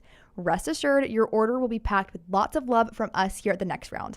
Head over to nextround.store to start filling up your cart. Hey friends, if you're looking to expand your business and inform the Next Round audience about your exciting brand, contact us at sales@nextroundlive.com to be part of the team and advertise your product to hundreds of thousands of potential consumers on our ever-expanding platform. Let the Next Round help take your business to the next level. Get more information by emailing us at sales@nextroundlive.com, and one of our team members will work with you to build a plan to take your business to the next level with the Next Round. Jim Dunaway, Lance Taylor, Ryan Brown. Live from the Birmingham Racecourse Casino Studios, the Next Round, presented by Bud Light, is on now. Back to college football and college basketball in just a second. A lot of you were really excited after the Americans on Saturday night beat the Canadians in Canada after they booed the national anthem. That Four Nations event comes to Boston. It's the championship game, Canada and the Americans, coming up Thursday night, 7 o'clock ESPN. And it's only the 14th meeting between these two at full power. Best hockey players in America versus best Canadian players in America. And the question now becomes, do the Americans boo the Canadian national anthem in Boston? I wonder what Clay thinks. Okay, we'll ask him. Clay Travis is with us now, the founder of Outkick. You see him on Fox, on social media at Clay Travis. He's on the JohnstonRVCenter.com hotline. I know you're aware of this story, Clay. How do you think the Boston fans react with the U.S. and Canada playing in Beantown? I imagine that a decent number of them will boo. But, I mean, I think that's not necessarily an indictment of the Canadian national anthem so much as it is hey, you've got two big-time rivals going head-to-head in Boston, a city that's not very far from Canada in the first place, and there's going to be a lot of alcohol flowing, and there's going to be a lot of juiced atmosphere. So I don't really, honestly have a problem with it, right? I mean, when the U.S. plays Mexico in soccer, that is a huge soccer rivalry. I don't have a problem when Mexico boos the U.S. national anthem in Mexico, or we do the same. I mean, it's a rivalry, right? Like in the same way, I don't have a problem when the bands strike up and try to try to play the fight song in a college football game, and everybody boos. That's kind of sports. So I think it's good. I think it adds to the flavor. I watched that game on Saturday, and it was an electric environment. I know you love our country, but as a guy that likes to wager, would it be more difficult for you to have money on Alabama against Tennessee in football, or go against, Team USA in anything? Well, I think most gamblers are somewhat rational. So, and I even think there's a lot of emotional hedges that go on now that gambling is so prominent all over the country. In other words, guy puts down $100 on the opposing team, to cover the money line or cover the spread or whatever else, knowing that if his team doesn't win, at least he's got enough money for a good dinner, right? That's why the term, I think, emotional hedge is apropos. But I don't really, if I thought that there was really great value on one side or the other in the hockey match, I wouldn't have trouble betting even in a result that I didn't want to take place, right? I mean, if you always bet with your heart, you are going to lose a ton because you're acting emotionally as opposed to rationally when it comes to wagering. So, I'm not enough of an expert in the U.S. hockey versus Canada matchup. I can't, break down the overall talent on the field. I'm the ice. I'm not an expert in that. So I would defer to somebody like Todd Furman. But I would bet and this is kind of funny, I would bet in the United States there is more of a value betting Canada, and I would bet in Canada there is more of a value betting the United States. I would bet those lines shift somewhat just based on what you're saying, LT, which is predominantly guys, betting on their country to win sort of blindly, no matter what the odds would reflect. I resemble the emotional betting model there. I didn't get to eat Saturday night, but after Auburn beat Alabama in Tuscaloosa, I'm waiting to take my earnings to have a nice meal very soon. I mean, I emotionally, irrationally bet the opposing team all the time, Clay. It works out brilliantly. Either you're... Where are all those Alabama fans, by the way? What did I see last week when I said Bruce Pearl was a better coach than Nate Oates and Alabama fans lost their minds? Have they weighed in and acknowledged that Bruce Pearl walked into Coleman and whipped Alabama's ass? Well, I think they're acknowledged. Yeah, their response would be Oates' overall record against Pearl, which is a winning record, 6-5 now. Yes. Yeah. How many games? That's great, but how many games was this one worth? You can go, okay, they played 11 times or whatever they are, but everybody knows that some of those games are not the same equivalent as this one, right? Coming in 1 versus 2, would you trade 4 wins to have won this one? Let me speak in your terms. This is early polling right now. This is exit polling. Let's wait till all the votes are counted. They may meet again in the NCAA tournament, and that's where the election will be decided. I think I can see you in your white dudes for Harris T-shirt from here.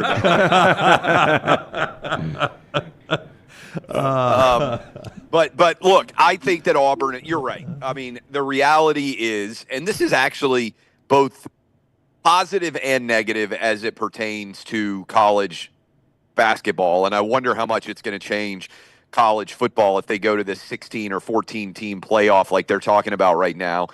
But I would rather my team come in 5th in the SEC and make an Elite 8 or Final 4 run than I would win the SEC in basketball. right? And I don't even think that's a close call. And that does detract from the overall regular season in college basketball quite a bit, right? Because as great, and I watched it, I enjoyed it, it was a great environment. As much fun as I had watching Alabama-Auburn, in the back of my mind, I know, and everybody watching that game knows, that they would trade the outcome of that game in a heartbeat if it meant that their team was guaranteed a spot in the Elite Eight or the Final Four, right? And so I think that's the biggest challenge in general associated with this, is that really college basketball comes down to how you do in the NCAA tournament. Presuming you make the NCAA tournament, much more than it does how you rank in the college basketball, sort of firmament. And guys, by the way, I think you may think this is an argument I have not heard very many people make it, but I do think it's true. I think it's going to be harder to win the SEC basketball tournament this year in Nashville than it is to win the NCAA championship. Yes, so Billis has said that. Billis has said the same thing. Yeah. He said on Saturday, Dan Schulman said it, and Billis is like, I'm glad you said it because I got killed for saying that, but I agree with you. I mean, you actually are going to have to play. I mean, again, it's just a seeding mechanism, right? If you're the 1 seed, and right now there are 3 SEC teams that are the 1 seed, you don't play a top 25 team until you get to the Sweet 16, right? Mm-hmm. And then if the 4 seed or the 5 seed lose, which actually isn't uncommon, you might be able to go all the way to the Elite Eight or the Final Four without having to play a team that's ranked in the top 15, right? I mean, that's not a crazy proposition. Whereas when you look at the way that the SEC basketball tournament's going to be seeded, you're going to have to beat a 1 seed and a 2 seed, maybe to even get to the championship.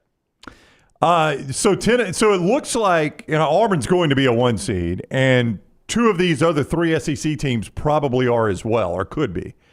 Alabama, Tennessee, and Florida.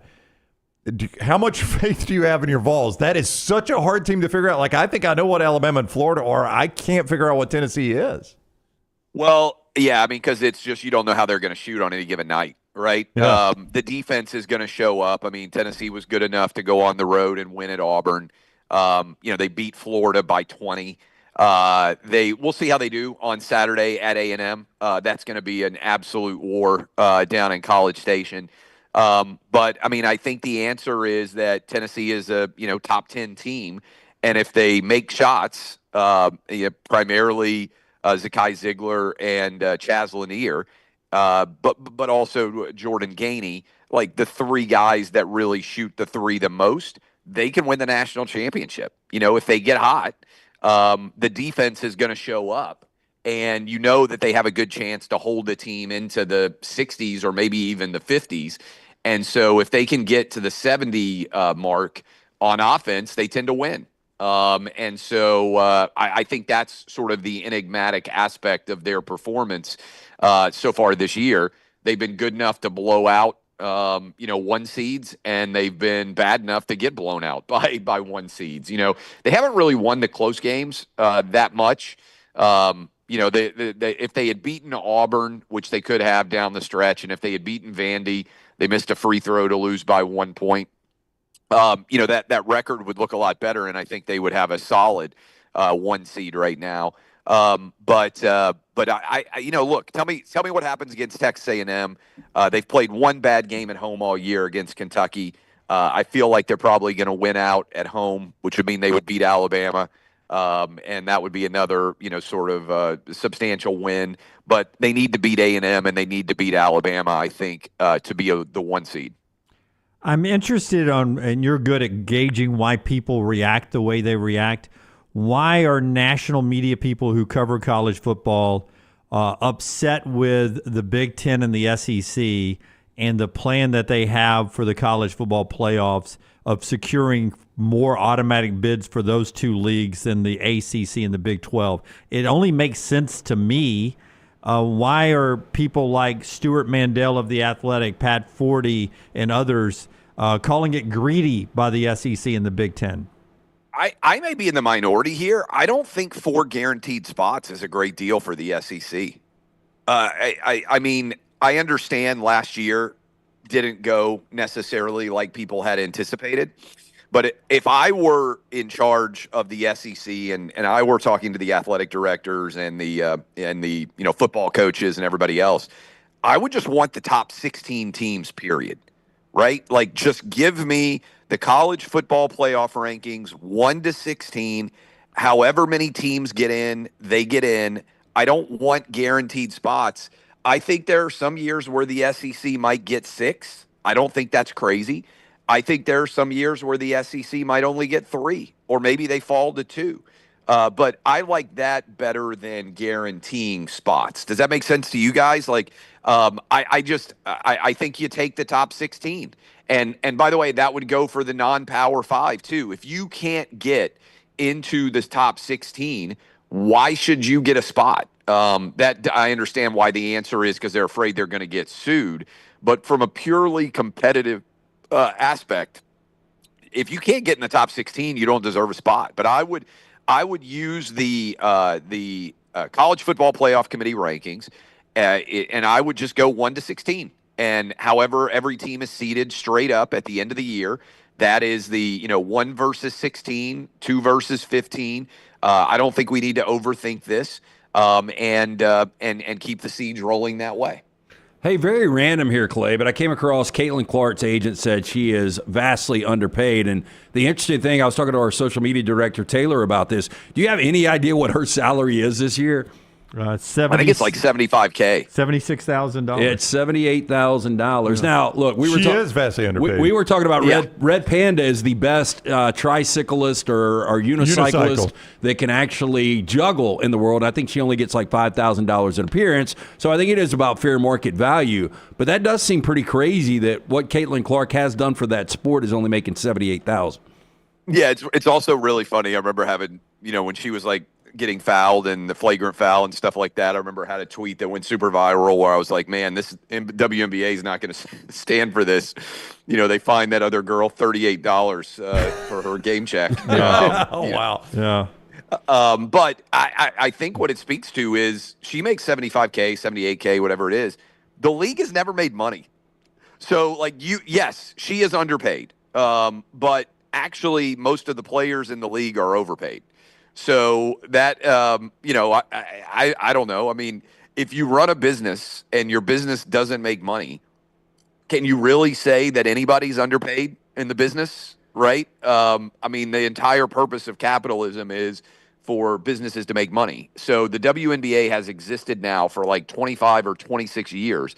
The only reason it has existed is because the NBA has funded it. So, yes, like relative to her interest, is she underpaid? Yes. But the overall players of the WNBA are overpaid. Yeah. And I would point out she's probably making $10 million or more in endorsement income. So, the $78K where they're trying to say, oh, she's so underpaid, she's making probably more money than any American woman athlete in the entire country right now, unless there's somebody who's great at tennis or golf maybe, because the endorsement dollars tend to be so good at that. But I can't even, Serena made more back in the day, but I can't even tell you who is the most famous women's tennis player from America right now. Coco Gauff? I mean, I don't even know. Idea. Yeah, but they make money based on winning tournaments. Yeah, I would tell you this. But you have a deal with your racket, like the Rolex is out there sponsoring, like the golf and tennis community is so high end that the investment, the advertising dollars you get there is really kind of off the charts. I mean, back in the day, you're flipping through Vogue or GQ or something, and it's Roger Federer with a Rolex ad. Rolex is paying him millions of dollars in a way that nobody in other athletics would be able to make that kind of money. I want to make 2 points on this quickly because I saw a bunch of this stuff LT's talking about. Aaron Crane is her agent, and this is from the agent that Caitlin was responsible for 26.5% of the increased ticket sales, merch sales, and television ratings. So there's no way she's ever going to be able to pay what she's bringing in. Well, let's think about this though. what percent? Yes, you're right in terms of the league revenue. What percentage of WNBA endorsement money is Caitlin Clark getting? Oh, I bet it's 75%. I would say don't know, but 25 to 50. It's high because I can't name the second one. The second one, probably Angel Reese. Maybe so. Yeah. But here's and how much of Angel Reese's money is based on Caitlin Clark, right? Yeah, well, I mean, good percentage. It's a huge rivalry. Yeah. That's right. But here's my biggest point on underpaid. His entire career, 16 seasons in the NBA, Michael Jordan made $93.8 million, and that included a $30 million contract in 96 and 97. So he didn't get most of that money until the last couple of years of his career. So Michael Jordan, in comparison, vastly underpaid during his entire NBA career because they're still making money off Michael Jordan. Yeah, no doubt. And by the way, you could also go back and adjust that for inflation, though. It's probably triple whatever he made today's dollars. Well, I don't recognize inflation. That's I try to talk to my kids about inflation, and it hasn't gone very well so far. But yeah, I think here's you want to talk about underpaid. You guys will appreciate this. You remember when I did when I worked at Cumulus at the Zone? Yeah.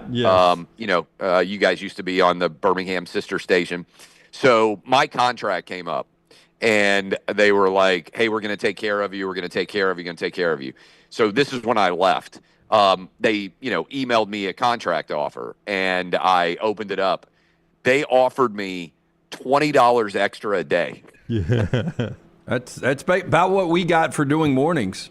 $20 extra a day. I could have gone and gotten a job at McDonald's across the street and made more money. So that was when I didn't even counter. I was like, man, you're offering me $20 extra a day. My response to you is sayonara. But so, I mean, I am, for purposes of this story, look, I'm in favor of talent making as much money as they possibly can. And in general, I think that a lot of the best talent is underpaid. Let me give you an example right now. You just went to Jordan. How much would LeBron have been worth on the open market at his absolute apex? Over $100 million a year. Oh yeah, easy. Yep. I mean, what is look in the NFL right now? I mean, what is Patrick Mahomes and Josh Allen and Lamar Jackson and Joe Burrow? What are they worth if there were no salary cap? Easily 100. Yeah, and that's the thing. You can't pay Caitlin Clark or even Angel Reese what they're worth because they are part of a collectively bargained group That's of people. right. I mean, and the way that works is the guys at the lower end are getting elevated far above where they would be, and they're actually cashing checks based on the superstar effect. The one league that doesn't have in America that doesn't have a salary cap is Major League Baseball, obviously, which is how Shohei Ohtani, what's his contract? $700 million, over the next 10 years?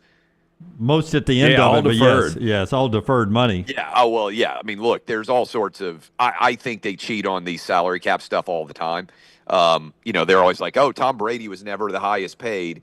My theory on this, and I don't know how you would prove it, is that, and you guys probably can think about this too, like they're getting private equity offerings that are, companies that they get stock in at lower rates. And I think there's a lot of under the table stuff that goes on outside of the salary cap, if that makes sense. Yeah. Or just a satchel of money every day he left the facility. I don't think they go Auburn Cam Newton style. I think they probably give equity. Clay, you've always been outspoken, but where you are in life, you really can say what you want. And we don't have to get into the politics, but I think it's so funny when you get invited to certain things, like the Chicago politics panel. Like I couldn't get enough of the back and forth with whoever was moderating that. She had no idea what to do with Clay. But yeah, I mean, do these people not know what they're getting into? Of course they know. No, I don't know if some of these moderators do. Do they really know who you are when you show up? It's the show. You don't invite Hulk Hogan and Macho Man to the ring not knowing what the show's going to be. I think she was completely. It's a good question for LT. I don't know how much homework people do on me, but. I mean, look, I asked Tim Tebow if he was saving himself for marriage when I was making $20,000 a year, right? Like, I have a willingness to put myself out there maybe in a way that others weren't. But when you don't cancel somebody, and there have been a lot of times where people have tried to cancel me, you kind of come through on the other side and you can say whatever you want and nobody can do anything to you. And that actually makes you more popular, right? So I don't know, this is like a fun debate for you guys. Who in sports, like you leave it at sports. I mean, obviously Trump can say whatever the hell he wants in politics compared Charles to everybody Barkley. else. Barkley would be one. I think I would be one. There aren't that many. I think Portnoy at Barstool can do it. I think Stephen A. Smith is getting close because he's talking politics all the time now. Nobody is more. Nobody. The NFL is the most powerful entity in sport, and nobody's more critical of them publicly than Troy Aikman. Like, I don't know that Troy could say. Oh, that's a good one. Yeah, I don't know that he could say absolutely anything he wanted, but he kills the NFL and NFL officiating constantly, and he's right, by the way, in what he says. And no, that's a good point. I mean, there are some guys that are more critical of, and that's like really. I mean, you can argue that's directly Troy Aikman's gig, but if Troy Aikman came out, and he was like, I don't know, it's something Trump related. Would people be like, oh, that's just Troy Aikman, or would he kind of get lit up? I think he'd probably get lit up, whereas I think there's like 4 or 5 guys, I would say right now, who have an audience where you can kind of just say exactly what you think on any subject under the sun. Do you remember what Troy got lit up for? Do you guys remember this? It was the Monday night game where there was a late hit, which is what Troy is always critical of, is how the NFL calls late hits. And he said, I mean, at some point we're going to have to put these guys in skirts. Or I remember that. He got killed for saying that. And I bet he didn't care. I don't think he apologized. I think he was like, why would he apologize? This is what I was saying. If you like it. Look, I think we're, and I don't know if you guys agree with me, I think we're kind of past the apology era. And I'm not saying should be. Look, I'm married for 20 years. Trust me, I apologize all the time. But I'm talking about, like, if you say what you really mean and people don't like it, I think this whole, like, oh, I'm going to go out and apologize era, people are just over it, right? Like, how many times you ever apologize for something you said at the bar with your buddies? Yeah. Well, I think what most famous people realize now is the news cycle moves on so quick. If you don't apologize, they're past it. Yeah. Yeah, but hey, back to the panel. Like, after, how awkward is it? Is there any interaction with the moderator, or do you just go your separate ways? So I flew in and out of Chicago that day, but I did. This is the first time people have asked.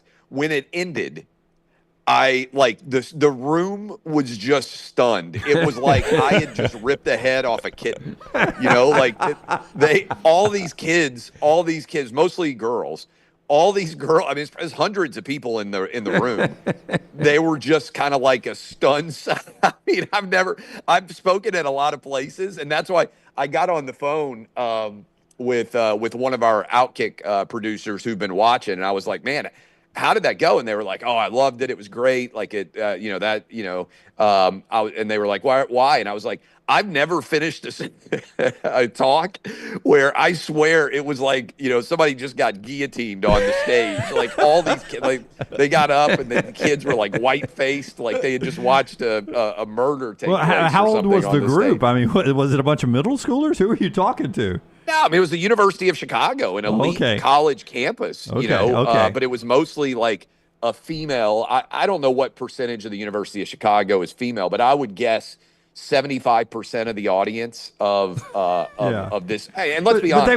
But they were over 18. They'd heard the P. I mean, you saw the comments, right? Yeah, they heard the P word before. College campuses are going to go. How many straight guys on a college campus are going to go to a gender in election talk? Right? If you don't know me, are you going to be like, hey, it's Wednesday, with nothing better to do than go watch a gender studies discussion on the election, right? So. It was like 80% female, but I'm not kidding. It was like, I had just ripped the head off a kitten on the stage. It's amazing. I was just concerned that as long as they were over 18, it was, because he was dropping some words. Getting a rated R movie at 17. Yeah. So I think 17 is the compared to what kids see on the internet, like everything that I say is tame. Yeah. And I will say, like, to your point, tens of millions of people have watched video clips from that event. Now, I don't know if I'm going to get invited back to speak, but one thing I want to do more of this year is go talk to audiences that might disagree with me. because a lot of people agree with me and listen to what I say. You know, we've got a biggest radio show in the country, and obviously Fox News is by far the biggest television station in the country. And then you toss in Outkick. I mean, there's a lot of people who agree with the crazy thing to me, LT, and you guys in general, nobody really comes after me and criticizes me anymore. Like, you remember back in the day, there used to be a lot of people who would chirp at me, and like, I think our audience has gotten so big, and they recognize, to the point you were making earlier, that they're not going to be able to cancel me. Like, no, I don't even, maybe you guys see it. No, I think people are numb to you. It reminds me, Kenny Stabler got a DUI when he was doing color for Alabama. What was that, 15 years ago, maybe 20 years ago? Longer, yeah. And nobody, it wasn't a big deal. You know, that was when DUIs were, people were losing their jobs. And I think he got suspended, but like, it just wasn't the deal it would have been if somebody else would have gotten a DUI. It was what about Barkley? that was Didn't snake. Barkley get a DUI in Scottsdale? No, he threw a guy out a window. No, he got a DUI in Scottsdale. Yeah. He had that Maricopa, whatever the sheriff. Maricopa, yeah. Yeah. Remember, he had, there was a lot of details to that DUI. Yeah, I mean, but I don't think he was really like, driving. He was sitting, and somebody else was in the passenger He said he was seat. in a hurry to get somewhere because of something. Yeah. Yes. Yeah. But like, nobody really, I mean, people laugh that off. Yeah, I mean, at some point you're just to the point that's who they are. And I think that's where people are with you, Clay, is they know that's who you are. I can get wound up all I want, but you're not changing, right? No. Yeah. If anything, every day I'm just going to become a bigger, version of what I already am. I remember we were all having dinner one night, and Bruce Feldman was there. It was a random ass crowd. It was up at a steakhouse here at the Summit. And Bruce was telling the story. He's like, we were reading some of Clay. I looked at my wife and I told my wife, he used the "see you next Tuesday" in this article. And this is like 15 years ago. And like, Bruce Feldman was blown away. Yeah. Somebody complained because I called, I said basically, there are no masculine men politicians in the Democrat Party, and I called them pussies. And somebody complained, about me using the word pussy. And I responded. I was like, "You're right. I should have said cunt." Yeah. And that just like it was like an alarm, just bell going off. It's like, complaining about word choice with me is just going to make me go further in the word choice direction. Yeah. Remember that curb, by the way, when Larry used the word cunt and everybody just lost their mind at the table? I do, and I still think these guys love Seinfeld. I've always said curb is so much better.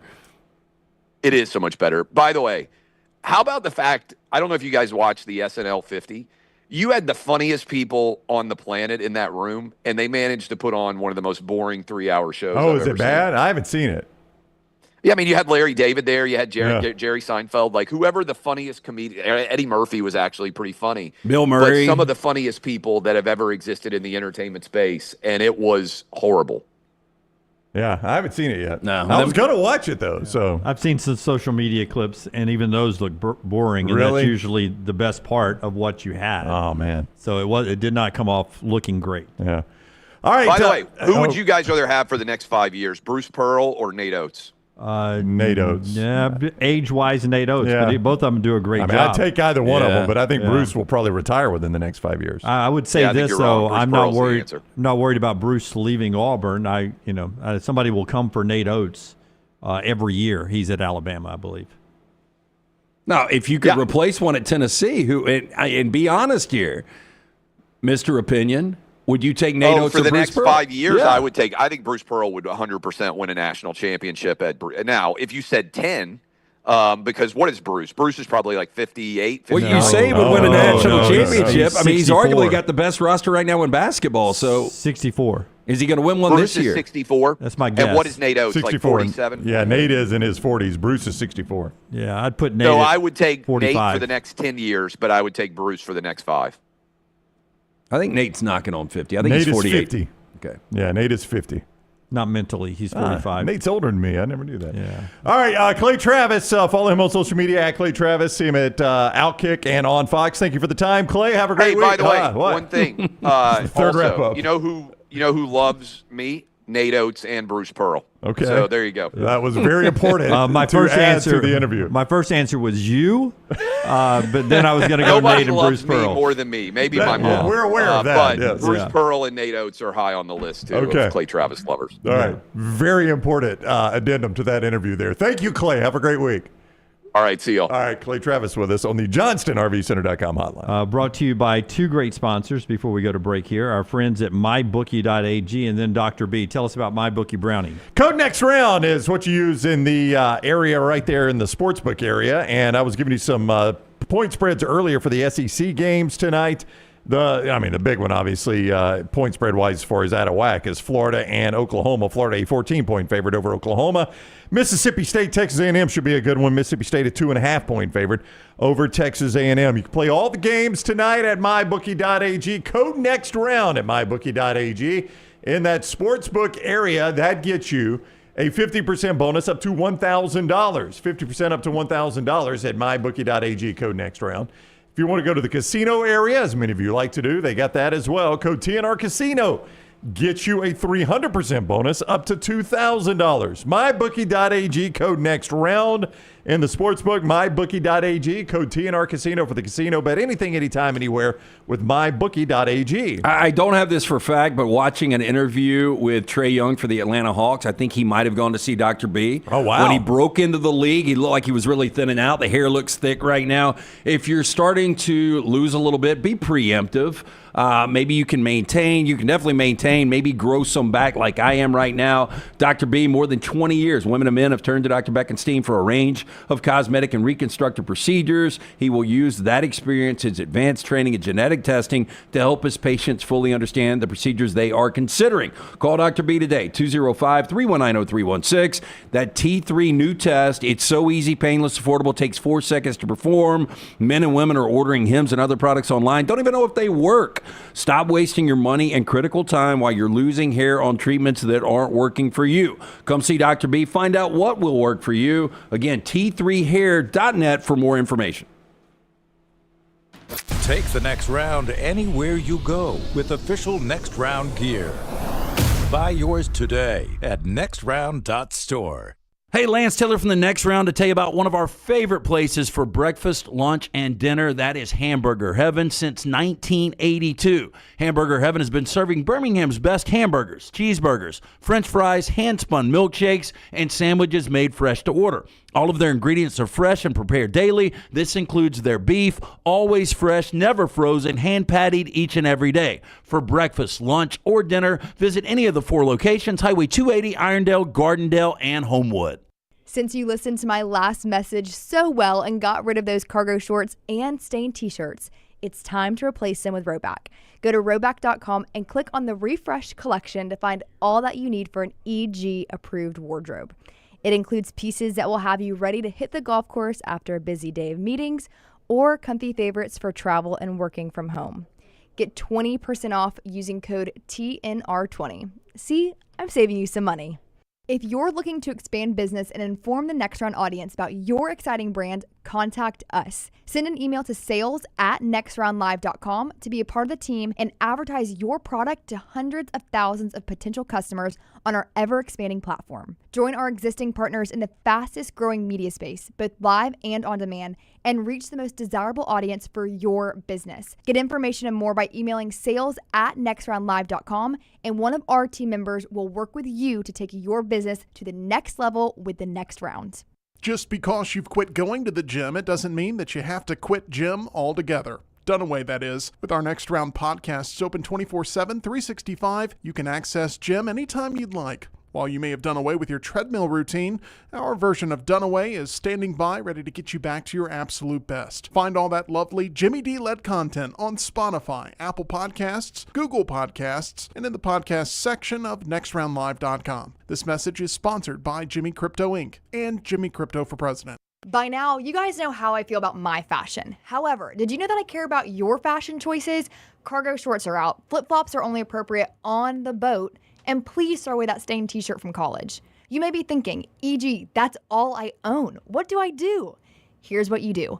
Go to nextround.store and fill your cart with a wardrobe that is approved by me. Stock up on logo t-shirts, hoodies for football season, and hats for every day of the week. Trust me on this one and head over to nextround.store to get stocked up for this season. Hey, Lance Taylor from the Next Round to tell you about my friends at Michelson Laser Vision, located conveniently UAB Highlands. Almost 20 years ago, I went in for the procedure. Only took 12 minutes for both eyes. When I went in, I had 2200 vision. I was legally blind. Now I have 20/15 vision, still 19 years later. Make the call today. Schedule a hassle-free consultation. 969-8100. Dr. Mark Michelson, Dr. Jen Michelson, Michelson Laser Vision. Make sure you tell them the Next Round sent you. 969-8100 or MichelSonLaserVision.com. Looking to expand your business? Let the Next Round help you. Contact us, sales@nextroundlive.com, and be part of the team. Advertise your product to hundreds of thousands of potential customers on our ever-expanding platforms. The Next Round can take your business to the next level. Join our existing partners in the fastest-growing media space, both live and on demand, while reaching the most desirable audience for your business. Get more information by emailing sales@nextroundlive.com,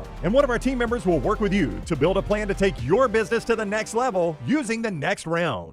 Happy football season. At the Next Round, we strive to make our loyal listeners feel like they're a part of the action all season long. My name is Emily Grace McWhorter, and I do that by bringing you along for any given Saturday in Auburn or Tuscaloosa. From pregame warm-ups, touchdowns that make you feel a part of the play, and everything in between, our goal is to make you feel like you're inside Bryant Denny or Jordan Hare. Follow along on our social media at Next Round Live on Instagram, X, and Facebook. Also, check out thebarnauburn.com and covercrimson.com while you're at it. Here's to fall Saturdays.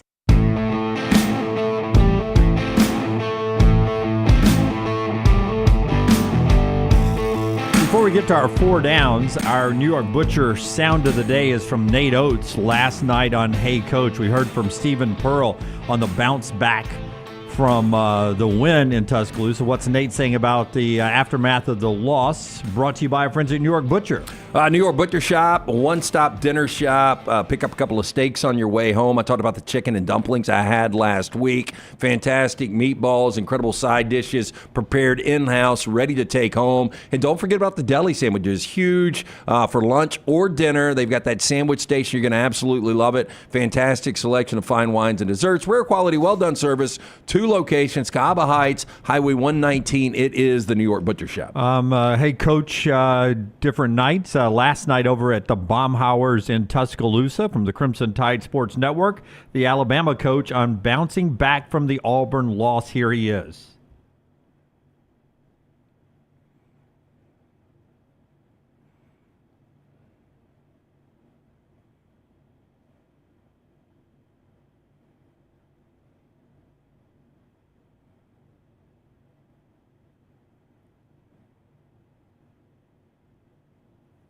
We'll get back to that sound in a little bit. Show being brought to you today in part by our friends at A+. Brownie, tell us about A+. A+bathandkitchen.com. That is the website to go to, A+bathandkitchen.com. Brad Bell is the guy there that can make that house look brand new for you. He specializes in master bath kitchen and master bedroom closets. That's his specialty. It's not to say that's all he does, but it is his specialty.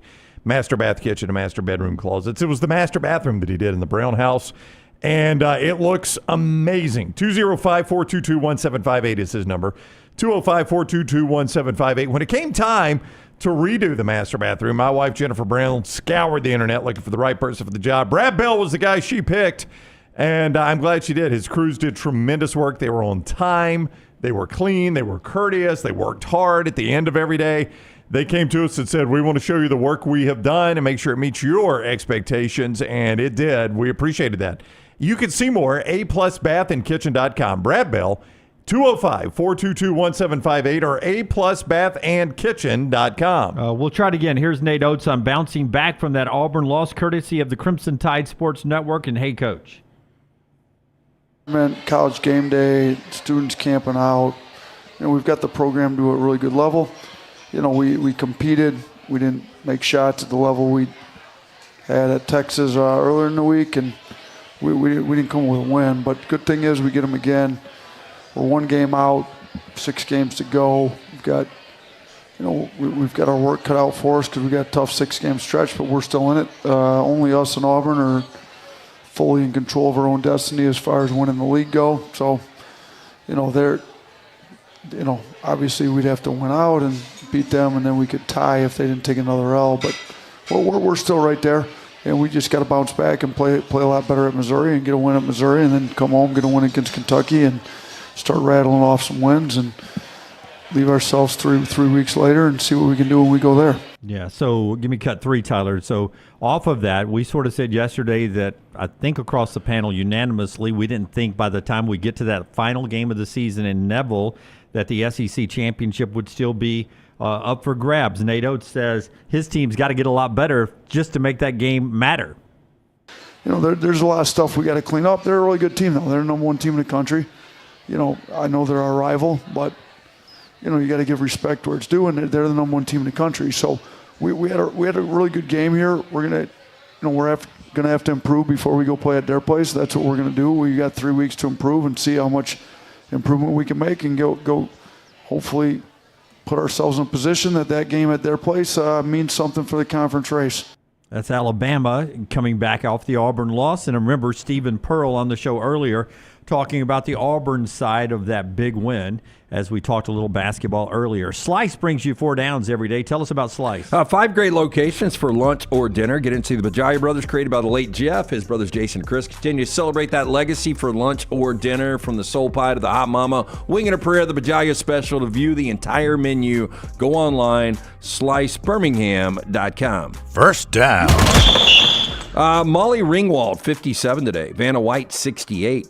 Better career, Molly Ringwald or Vanna White? That's easy. There was a brief moment I would have gone Molly, but I'm going to go Vanna White. Yeah, man. Staying power, you got to respect at her age. 68 to still turn those letters. Turn those letters and get paid what she's getting paid. That is a remarkable career. And she's even outlived Pat Sajak. Like, Sajak is done, right? And Vanna's still spinning them letters. Like at some point, who took over that show? He owns everything. Seacrest, right? Seacrest does it. He walked in and said, all right, we got to get Vanna. We got to keep Vanna. We need the continuity. And she probably got another major raise. So I'd go Vanna White. Yeah, and it's really hard to believe. You think Bob Barker would have kept women into their 60s working for him back in the day? And I would say Molly Ringwald made the mistake of trying to distance herself from what made her popular in the 80s, right? Yeah, we were supposed to have her on, and her agent told us, hey, look, no 80s movies questions. We're going to talk about her stage career right now. And we were like, we're not. We're going to pass on that. That's not going to be a good interview. So. And I imagine her agent and her did that several times in her career, and her popularity went. Yeah, probably so. Yep. Just like that Catan guy. Chris Catan, worst interview in the history of the show. Yeah. Didn't he not want to talk about SNL Night at the Roxbury? And so we all looked at each other like, what the hell are we supposed to talk about? What else do you talk to Chris Catan about? We didn't. We thanked him for his time, and he looked sick. We could have brought that up. Like, you don't look well. We dismissed him from the studio after 2 questions. That's just Chris Catan, though. Yeah, he was shocked that we stopped the interview at 2 questions. All right, Chris, thank you for the time, man. Chris Catan, Lance the Comedy Club, Lance to the 444-0008. Go see him. Waste your money tonight with Chris Catan. We went to break. And ain't funny. Surprisingly, he was fairly nice as he departed. All right, guys, thank you. Yeah, I think he was shocked that in Birmingham, Alabama, 3 guys would be cocky enough to end the interview. I'll tell you, I don't know if you guys remember this, but I think guys in New York didn't even do that to me. The worst thing, I think it was Pat Coyne, but I'm not positive. But somebody went up to him when he was leaving on the elevator and got him, hey, do you mind doing the little head shake thing? He told us he did not want to discuss that. Second down. More celebrity birthdays here. It's kind of weird that Molly Ringwald's birthday is today. Also, John Hughes. John Hughes would have been 75 years old. And when you start to look at his resume, I was just going to ask you your favorite John Hughes project. Because he wrote Mr. Mom. He wrote Vacation. He wrote 16 Candles and directed The Breakfast Club, Weird Science, Pretty in Pink, Ferris Bueller, The Great Outdoors, Uncle Buck, Home Alone. This Breakfast Club is my favorite of that list you just read. Planes, Trains, and Automobiles, which is fantastic. Yeah, to me, Ferris Bueller, Planes, Trains, and Automobiles, but The Breakfast Club is his Citizen Kane. Yeah, Breakfast Club, number 1 on that list. They're all entertaining movies. I love that era of movies, but I'd go Breakfast Club for me. Probably Mr. Mom underrated. Yeah. Though I had no clue who the guy is. I never looked at the credits. John Hughes? Yeah. Didn't know who he was. Really didn't? No. I mean, you just said throughout his career, though. No, I don't know. Like Like, you mean when he asked the question, you had no idea who John Hughes was? Yeah. I mean, I know all those movies. I don't read credits. Yeah, but I mean, you know who directors are and people that write movies. I really don't. Who did The Notebook? I don't directed know. The Notebook? I really don't know. That's your favorite movie of all time? I mean, I know some of them, like Yeah. Spielberg and the Scorsese guy. Yeah, the big ones. The big ones. But I don't know Heavy what hitters. they really Guy. did. Yeah, I don't know what they Scorsese did. guy, yes. I don't know what they did. Scorsese, did he do Godfather? He did not. Okay. Francis Ford Coppola. Okay. Coppola, I've heard of that. Yeah. You drink his wine. His wine drink good. Yeah. It drink good. I mean, I don't stick around for the credits, especially now. I mean, because I get skipped, to the next episode. So, but John Hughes had this John Hughes world, and a lot of it revolved around the city of Chicago, where he was from. And they have his name at the beginning since it's his movie. Yeah. Yeah, I don't pay attention. Yeah. I'm And, usually looking at the scene. Reports where he wanted to hang out with all the actors, and they thought he was a complete nerd. They didn't want to hang out with him. But what a talented dude, and it's hard to believe he's been gone for as long as he has. Y'all can laugh. I guarantee I'm in the majority chat room. Do you guys read credits? I don't read credits. Well, I'm not saying people necessarily read credits, but you're in the minority of people that know John Hughes. Oh, probably. Yeah. Maybe. I could not. I knew who he was. I could not have run the list that Lance just ran. Like, I can't tell you all his movies. I mean, but you would have known, like, the Brat Pack. I know what he did, and I would agree with you. Breakfast Club is probably what he's most known for, but his most successful film is probably Home Alone. It's got to be. I mean, that thing so plays Chris on Columbus loop. directed it. He wrote it. Yeah, I mean that thing. Which plays I think on you would loop. rather write it than direct it. I think. Like I don't read labels. I don't know what gluten is and why it's so important to be gluten free. Right. I don't know any of that stuff. I don't care. If it tastes good, I like it. If it doesn't taste good, I don't like it. I'm not a label guy. I just don't read a lot of the details. I'm there to be entertained. I'm there to eat. I think you're in the majority for that. No, I would agree. As someone who's worked a lot of coustomer service. Yeah, especially on menus. Yeah. People don't like reading. Third down. Matt Dillon, 61 years old today. Favorite Matt Dillon film?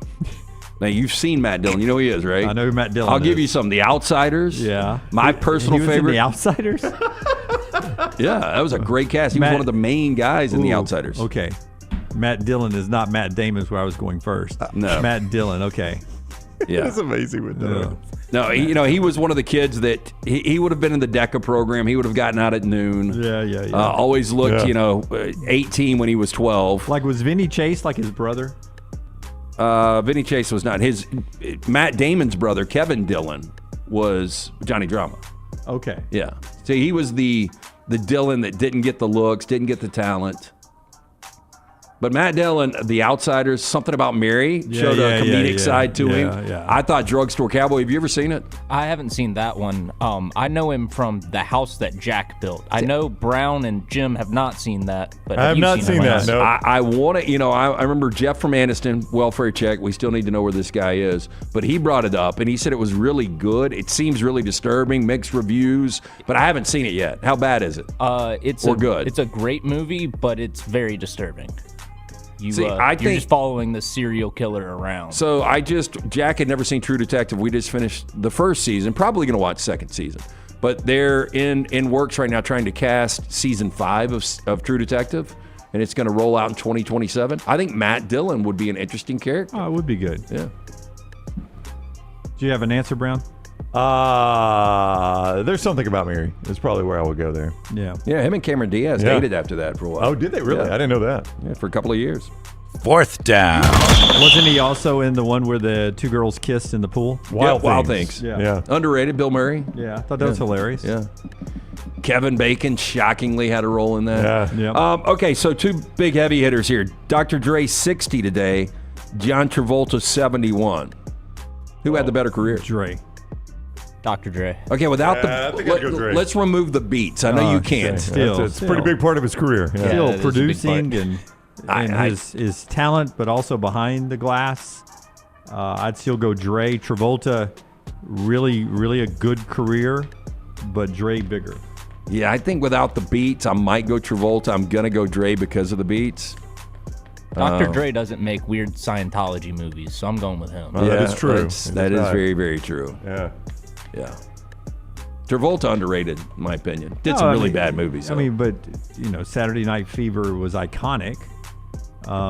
Urban Cowboy should have been iconic. Urban Cowboy, unbelievable. Was that the Mechanical Bull one? Yeah. Yeah, It's fantastic. I even liked him in primary colors, maybe. I never saw that. It was based on. he was playing Bill Clinton. Right? He was They playing didn't. Bill Clinton. Yeah, they didn't say it, but yeah, he was 100% playing Bill Clinton. Did he play it well? Yeah, I thought it was good. You know, I mean, it was your stereotypical, I'm going to talk like, I mean, it was, everybody's got a Bill Clinton impersonation, and it felt like 2 hours of John Travolta doing his. Yeah. Did he dance in it? I don't remember him dancing. He was after other things. But I mean, him in Pulp Fiction, he was great, and that was kind of his comeback. But I mean, the dude can dance. I mean, he makes a great Santa on Capital One. Do you guys agree? I don't disagree with that. Yeah, it's not the guy I would have cast for Santa, but I thought he was I'm actually like, pretty damn, good. I mean, guy dances, has milk at a bar. I mean, I would have preferred him over J.K. Simmons. Yeah, he has Red to One. dance. I mean, it's a Saturday Night Fever dance. He's Oh, doing yeah, this. yeah, He's yeah. doing it. Yeah, but still doing it at 75. Fantastic. Or 71. He was in Pulp Fiction, right? Yeah. Yep. Vincent Vega. Yeah. Kill Bill? Was he in Kill Bill? He was not in Kill Bill. Not in Kill Bill. No. You might be confusing him with Michael Madsen. I could be. They I don't had know. similar hair in that. The best part, speaking of presidential impersonations, it was not part of the show, but an interview they had done on the Today Show. This guy who I don't know was talking to Bush's daughter, George W.'s daughter, and I saw this. And he was like, your dad had me and Lorne Michaels and Will Ferrell down to his presidential library, and we did a panel. And he joked about what great material he gave us for Saturday Night Live, and how good Will did it. And Will was doing the impersonation. He was in the front row just laughing, and he's like, not just laughing, he was like belly laughing. He loved every bit of it. And they went to a private dinner afterwards, and the former president said, man, I gave you a lot of good stuff like strategery. And Lorne Michael and the interviewer and Will Ferrell looked at each other and they're like, you never said that. We wrote that into a script. You actually never said that. He's like, I never said strategery. And it sounds like a Dunaway move.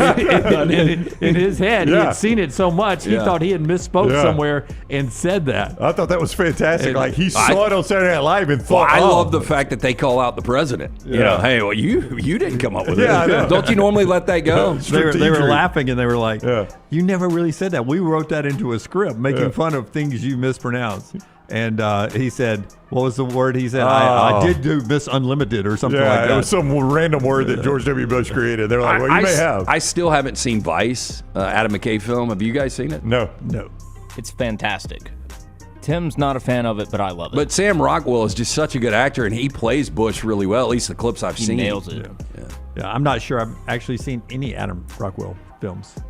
Sam Rockwell. Sam Rockwell. Have you ever seen the Billboards? Have you Three seen- Billboards? Oh, I have. Oh, he's spectacular. He's the deputy that is. Dude, when he tosses dude out the window, he tosses Yes. Red out. Okay, yes. I can't say the line, but the best line in there is when he goes, what's the latest update on the McKinnon file? He goes, what's the latest update on the Mind Your Own Blanket Business file? It's such a good line. So, and you almost wonder if those scenes in there were just ad-libbed and they just rolled with God, it. he is so he good in was that movie. he won Best Supporting Oh, Actor he for should that. have. The He is Oscar. spectacular in that. That is 4 Downs, brought to you by our friends at Slice. Yeah, 5 great locations. Get in for a slice and a salad. Pick up a couple of pies on your way home. To view that entire menu, go online today. Go to slicebirmingham.com. And our friends at JohnstonRVCenter.com. It's about to be great weather once we get through the snow flurries tomorrow. And Snow then- flurries.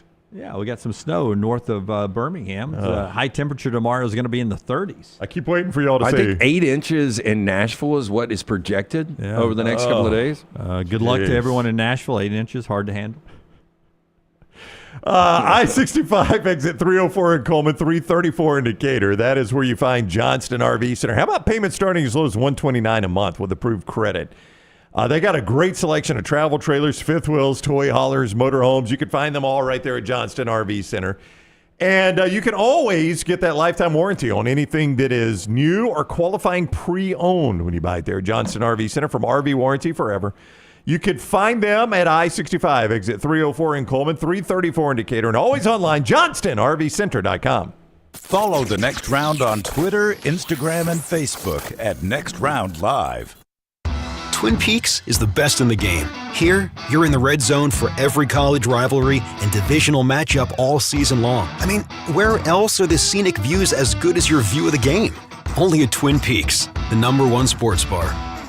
Storm season is here. Make sure you have a plan of action in place right now. Greg from Pell City and Storm Restoration Roofing should be your first call when storms hit. Insurance companies love working with Storm Restoration Roofing because of Greg Nelson's name and reputation in the industry. When storms hit, call Greg Nelson. He's local, 205-542-3531. He's the home of the free no-cost roof inspection. Greg from Pell City on Facebook, 205-542-3531. It's Storm Restoration Roofing. This hour of The Next Round is presented by the Birmingham Racecourse Casino, now featuring 7 days of giveaways with your chance to win a share of up to $125,000. The more you visit the Birmingham Racecourse Casino, the more chances you have to win. When you crave activity like we do, you belong in the Roback family. Get the best golf wear, hoodies, and activewear for men and women at Roback.com. Use promo code TNR20 to get 20% off your order. That's Roback.com, promo code TNR20. The World Wide Web is a large place. Find all your favorite people and content in the same spot. NextRoundLive.com is full of wonderful tidbits about the show you know and love. Find our gear, listen to your favorite personalities, follow our socials, and enjoy your trip to NextRoundLive.com. Want more of the show? Download the app or visit nextroundlive.com for the latest podcast, The Mystery Fifth Hour, our Not For All Ages podcast, The Last Call, and the entire Double Down Media podcast family. All at nextroundlive.com and on the Next Round app.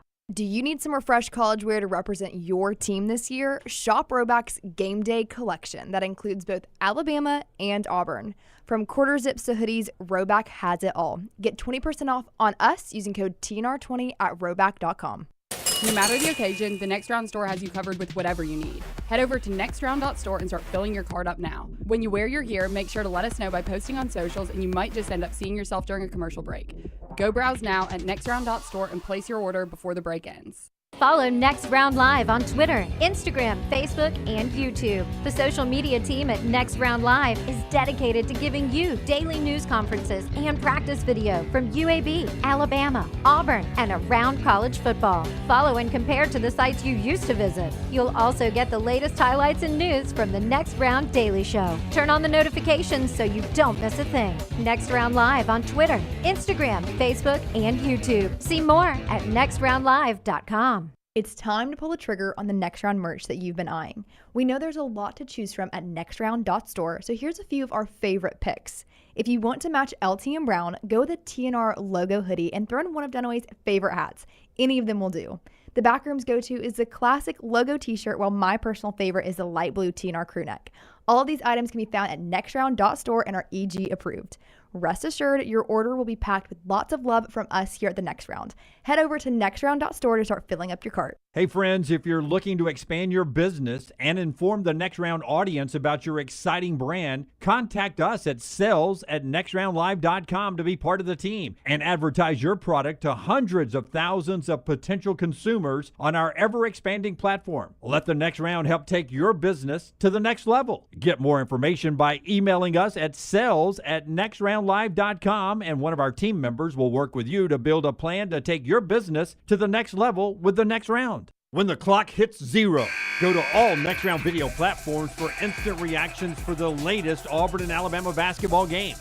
Follow, like, subscribe, and set those alerts. The madness starts now, so be a part of it at Next Round Live on all social platforms. Jim Dunaway, Lance Taylor, Ryan Brown. Live from the Birmingham Racecourse Casino Studios, the Next Round, presented by Bud Light, is on now. 11 o'clock hour now, final hour of the show, always brought to you by the great folks at Champy's World Famous Fried Chicken, champyschicken.com. Down in the area yesterday, love those folks so much. Appreciate Sterling and Megan, the kindness in their heart. The love they have for their customers down there and the food that they put on the table. Mississippi Delta recipe tamales, the deep southern fried chicken, all the wonderful sides, and so much more. No place like it, really. I know there are other places that at Champy's world famous fried chicken Did you go yesterday? but I did not. But I was down in the area taking there's some things going on, and I was down there yesterday and did not get to get by there, but I had some friends that went by there yesterday and picked some stuff up, and they rave about Sterling and rave about Megan and the Southern Fried Chicken, and I know Champy's is in a lot of locations around our area, but there's not one like it, I promise you. Like the one on Highway 119 in Alabaster, it is champieschchicken.com. A ton of stuff to get to in this half hour here, and a couple more of our great sponsors we'll get to. But let's do the McCurry Spotlight right here, Tyler. And as you pull that up, I also will need cut one again, but hit the spotlight for me. The College Football Spotlight. It is presented by McCurry Van and Car Rental. You can rent from McCurry throughout North Alabama. Those hard-to-find trucks, cars, SUVs, passenger vans, transport vans, all of that right there at McCurry. Coleman, 2nd Avenue Northwest. Skyline Boulevard in Tuscaloosa. Also in Athens, Muscle Shoals, Huntsville, 256-559-1003 or McCurryRentals.com. Stuart Mandel of The Athletic calls what the Big Ten and the SEC is doing with the expanded playoffs, whether they go to 14 or 16 in college football, arrogant to have locked in 4 bids for the SEC and 4 for the Big Ten, and giving 2 to the ACC and 2 to the Big 12. Pat Forty goes a little deeper in that. He's on the College Football Inquirer podcast, long time with our buddy Dan Wetzel, Pat Forty, who I saw in Tuscaloosa for the big basketball game, and Ross Dellinger. Here's what Forty had to say about the SEC and the Big Ten's new plans for college football. This is terrible. This is further greed. This is unchecked power mongering.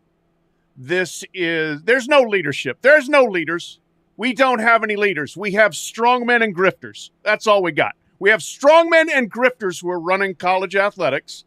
They don't give a damn about the whole. They don't give a damn about any other sports. All they want is more money and more control for the things for the top people. That's what the SEC and the Big Ten want most of all. And the ACC and the Big 12 are willing to go along with it because they're going to get 2 bids out of this. And everybody's scared to death that the SEC and the Big Ten are going to go off and do their own thing, to which, again, I say, dare them. Dare them to do it, because if they really want to go down as the worst people in the history of college sports, that's where they're headed. This is far enough.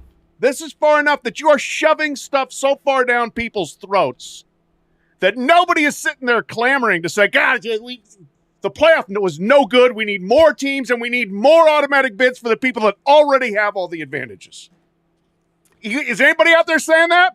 That maybe it's the same people that want a 76-team basketball tournament. Where are they? We're going to end up with that. They're going to shove that down our throat, too. That's coming. It's great. College athletics is run by wonderful people. That's Pat Forty on the College Football Inquirer. Don't dare them. Don't dare them. Seriously. I mean, you call their bluff on this. I remember Jerry Jones, and I'm sure you guys heard this way back in the day when he took over and fired Tom Landry, and everybody said this is one of the worst bad PR moves in the history of the National Football League. And after a couple of years, they win their first championship. Nobody says another word about it. Yeah, I would say this. I don't understand what the uproar is. I agree with Clay that, if you're going to 16 teams, 4 auto bids for the Big Ten and the SEC, specifically the SEC, is a gift, I think.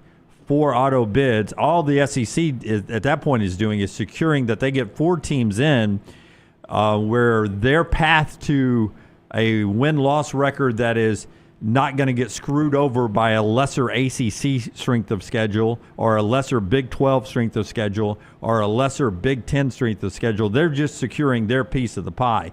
I don't understand what the high-end math problem is here, that when you have 16 teams with the history that the SEC has of those 16 programs, that having 4 places in a 16-team playoff slotted for that SEC, I don't think it's a big ask, and I don't think it's that big a deal. And 4 for the Big Ten, I don't have a problem with that. 2 for the ACC is a gift. 2 for the Big 12 is a gift. I don't think it's that big a deal. If you go back over the last decade, put everybody in the conference they're in now for the last decade, how often, how many times out of 10 do you think going into the postseason, 9 out of 10. the SEC has had 4 teams in the top 16 And the Big Ten has had 4 teams in the top 16. Yeah, I bet it's 10 out of 10. I was going to go SEC 9 out of 10, Big Ten 8 out of 10. I'd be stunned if it's as low as 8 out of 10. But see, instead of what Clay was saying, top 16, that would be fine if we were doing really top 16. What you've got to be fearful of, and you've got to protect yourself against if you're the SEC and the Big Ten, but really the SEC, is that you can't get into a situation where, Alabama is 9-3. But Louisville is 10-2, so Louisville is going to get the bid over Alabama because they're 10-2. Well, it's you just can't compare the path to getting to 9-3 to the 10-2. Correct. And take Alabama out of it. It could be LSU. It could be Auburn. That's why it's important if we're going to do this moving forward. If you're going to, and again, if it was at 12, I would be okay with 4-4 with the Big Ten and the SEC. But we're going to 16. 4-4. The SEC got 3 this year. Do the math for me. 3 out of 12, 4 out of 16. Mathematically, that's about the same, right? Yeah. Right? Yeah. I mean, you're talking about a quarter either way. Yeah. 4 out of 16, 3 out of 12. The SEC got 3 in this past year, and we thought that was a little low, but they got 3 in this. All you're doing is securing the fact that so nobody somewhere else can screw your conference over because you have more football brands in this conference, more places they're going to spend their money. They're going to have quality rosters. They're going to recruit. So you got to protect yourself. This is not that big of an ask, I think. By the way, if you had gone a 16-team field, how many would the SEC have had in this year? If they'd gone to top 16? Yeah. 5. 5. Yeah, 5. They would have been limiting themselves this year to 4. Yeah. Now, the 5th team could have gotten an at-large, but there would have been a limit set there at 4. So I don't think 4 is that big of an ask. No, it's not that crazy because I just don't think it's going to change anything. Yeah. And, I don't know who's pushing for 76 on the NCAA tournament. We said yesterday we're against that. I guess by the way he's reacting, it's probably Tony Petitti and Greg Sankey, wouldn't you think? Yeah. My fear there is I don't want to diminish the regular season anymore. We're going through a historic regular season here in the SEC. It's fun, but I think we're building it up because of the SEC race and where Alabama and Auburn is right now. But long ago, we knew Alabama and Auburn was in the field of 64. There's no sweating. There's no bubble watch. Alabama needs this one for their resume. We've done that a long time ago before we even started conference play. So I don't want to water down the regular season anymore in that. All right, so that was that. One thing I want to get to next, back to the NCAA basketball world after you hear about great folks like our friends at Odie's. Tell us about Odie's, LT. Tomorrow night, Odie's Team Trivia. Do it every Wednesday night. The original location in Crestline. Of course, both locations, incredible food from Rodney Davis. Been doing it more than 35 years. Great chili right now with the grilled cheese on the side.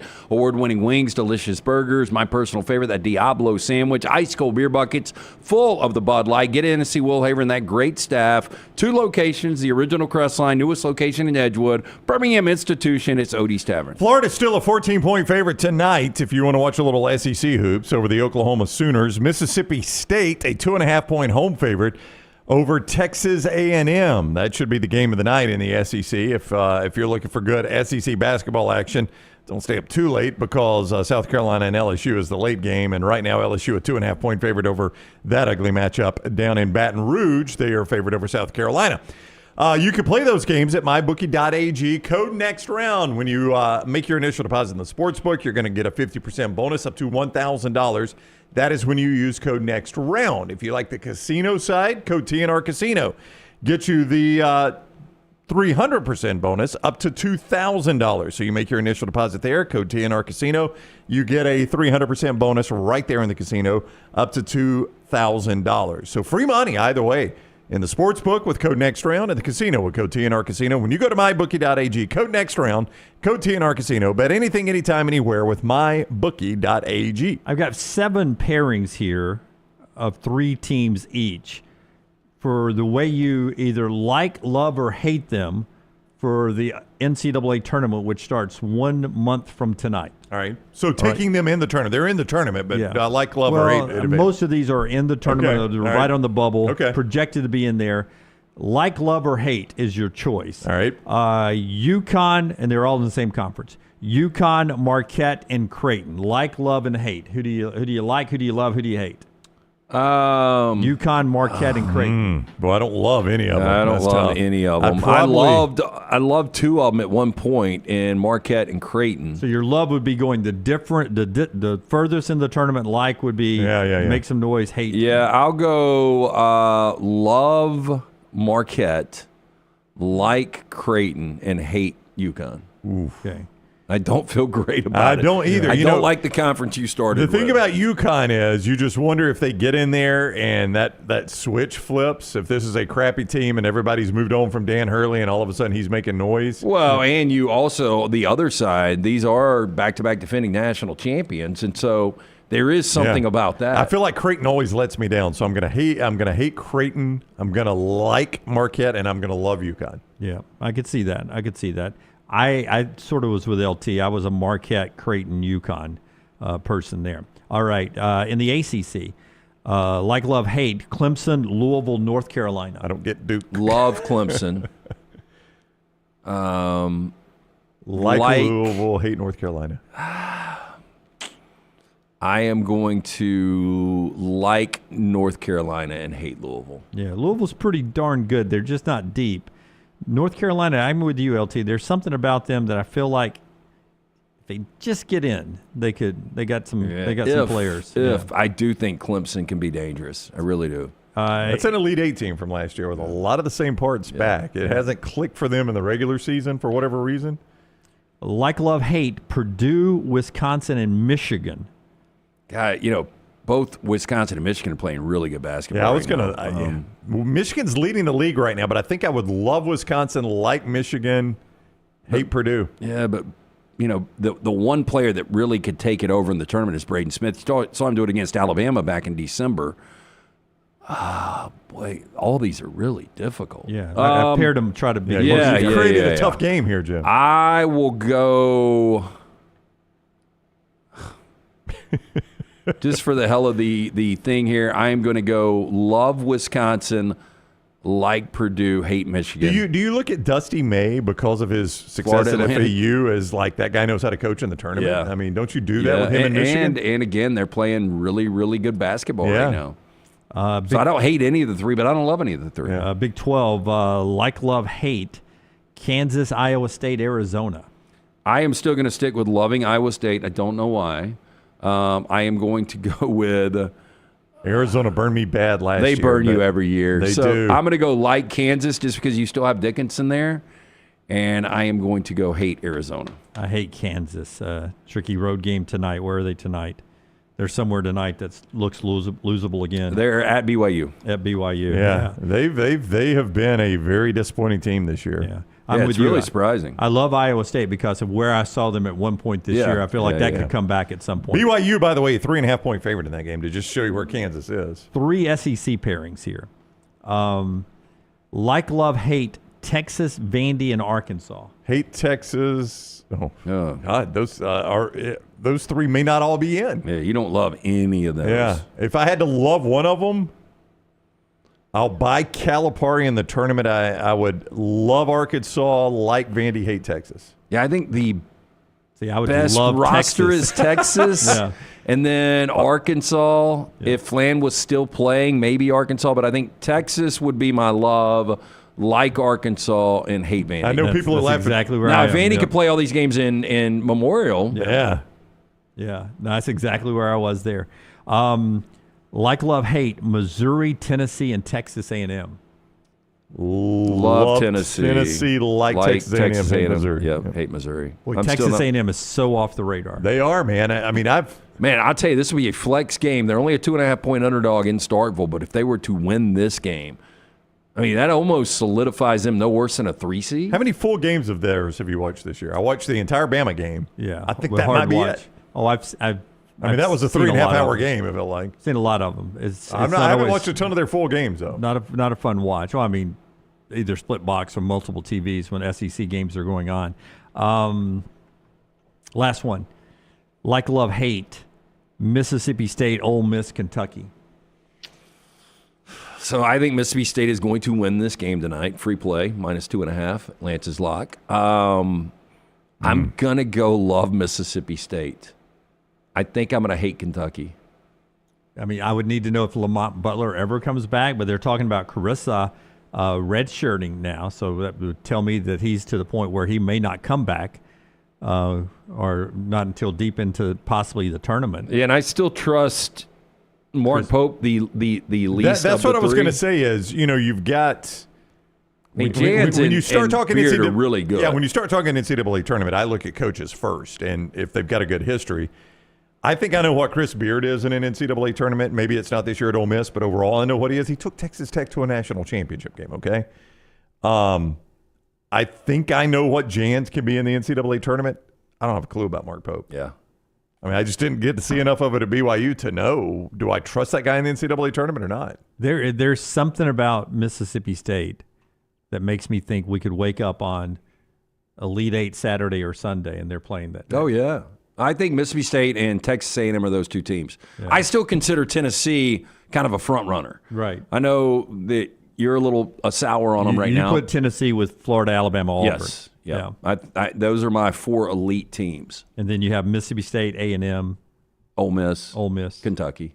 Yeah. And I mean, I think any of those teams can make a Final Four run. It wouldn't shock you. That's like love and hate. I'll try to do that more often. Yeah, your pairings were tremendous. That was hard. I don't feel like I got any of those questions. Like if that was a multiple choice, this was me coming out of an exam in college, and I was like, "Damn, I could have gotten them all right, or I could have gotten them all wrong." Yeah, and really that's don't kind know. of how I feel on that exercise. Let's go get lunch. More Final Four teams or more number 1 seeds for the Southeastern Conference? Is there a chance they end up with more teams in the Final Four than they do on the number 1 seed line? I'm going 2 and 2. I hate to be like that, but it's that's what I am too. Yeah. It's minimum 2 1 seeds, right? You would say that is the bare minimum is 2 1 But seeds. I think it will be 2 1 seeds. I have a feeling it's going to be Houston, Duke, and 2 SEC teams. Auburn, and then whoever's the other SEC team. Damn, dude, just to be able to play it out where 3 SEC teams get in, and I know there's going to be 11 to 13 of these teams in, but to find paths for 3 to get to a Final Four is a lot. But if you look at Lenardi,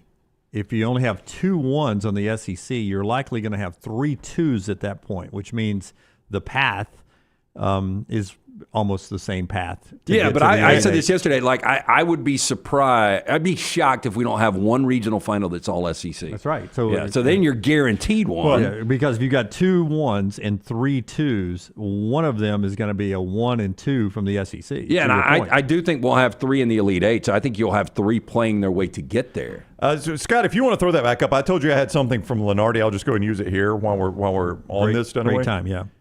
Lenardi says in his latest release, and Scott is showing it to you right now. So for those that cannot see, it's 1 Auburn, 2 Alabama, 3 Duke, 4 Florida, 5 Tennessee, 6 A&M, and 7 Houston.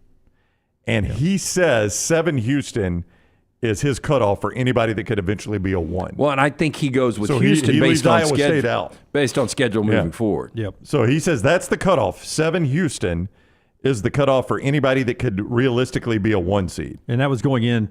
That was yesterday's update from Lenardi. Yeah. So very little has changed since then. So he says these are your 1 seeds for these teams: Auburn, Alabama, Duke, Florida, Tennessee, Texas A&M, Houston. Yeah.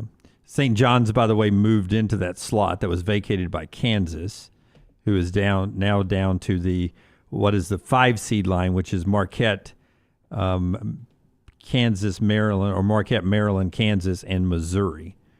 Missouri, who Alabama plays coming up on Wednesday night. I may just be buying name brand here. It would scare the you-know-what out of me if St. John's is the 4 seed I've got to beat to make the Final Four. Rick Pitino has taken...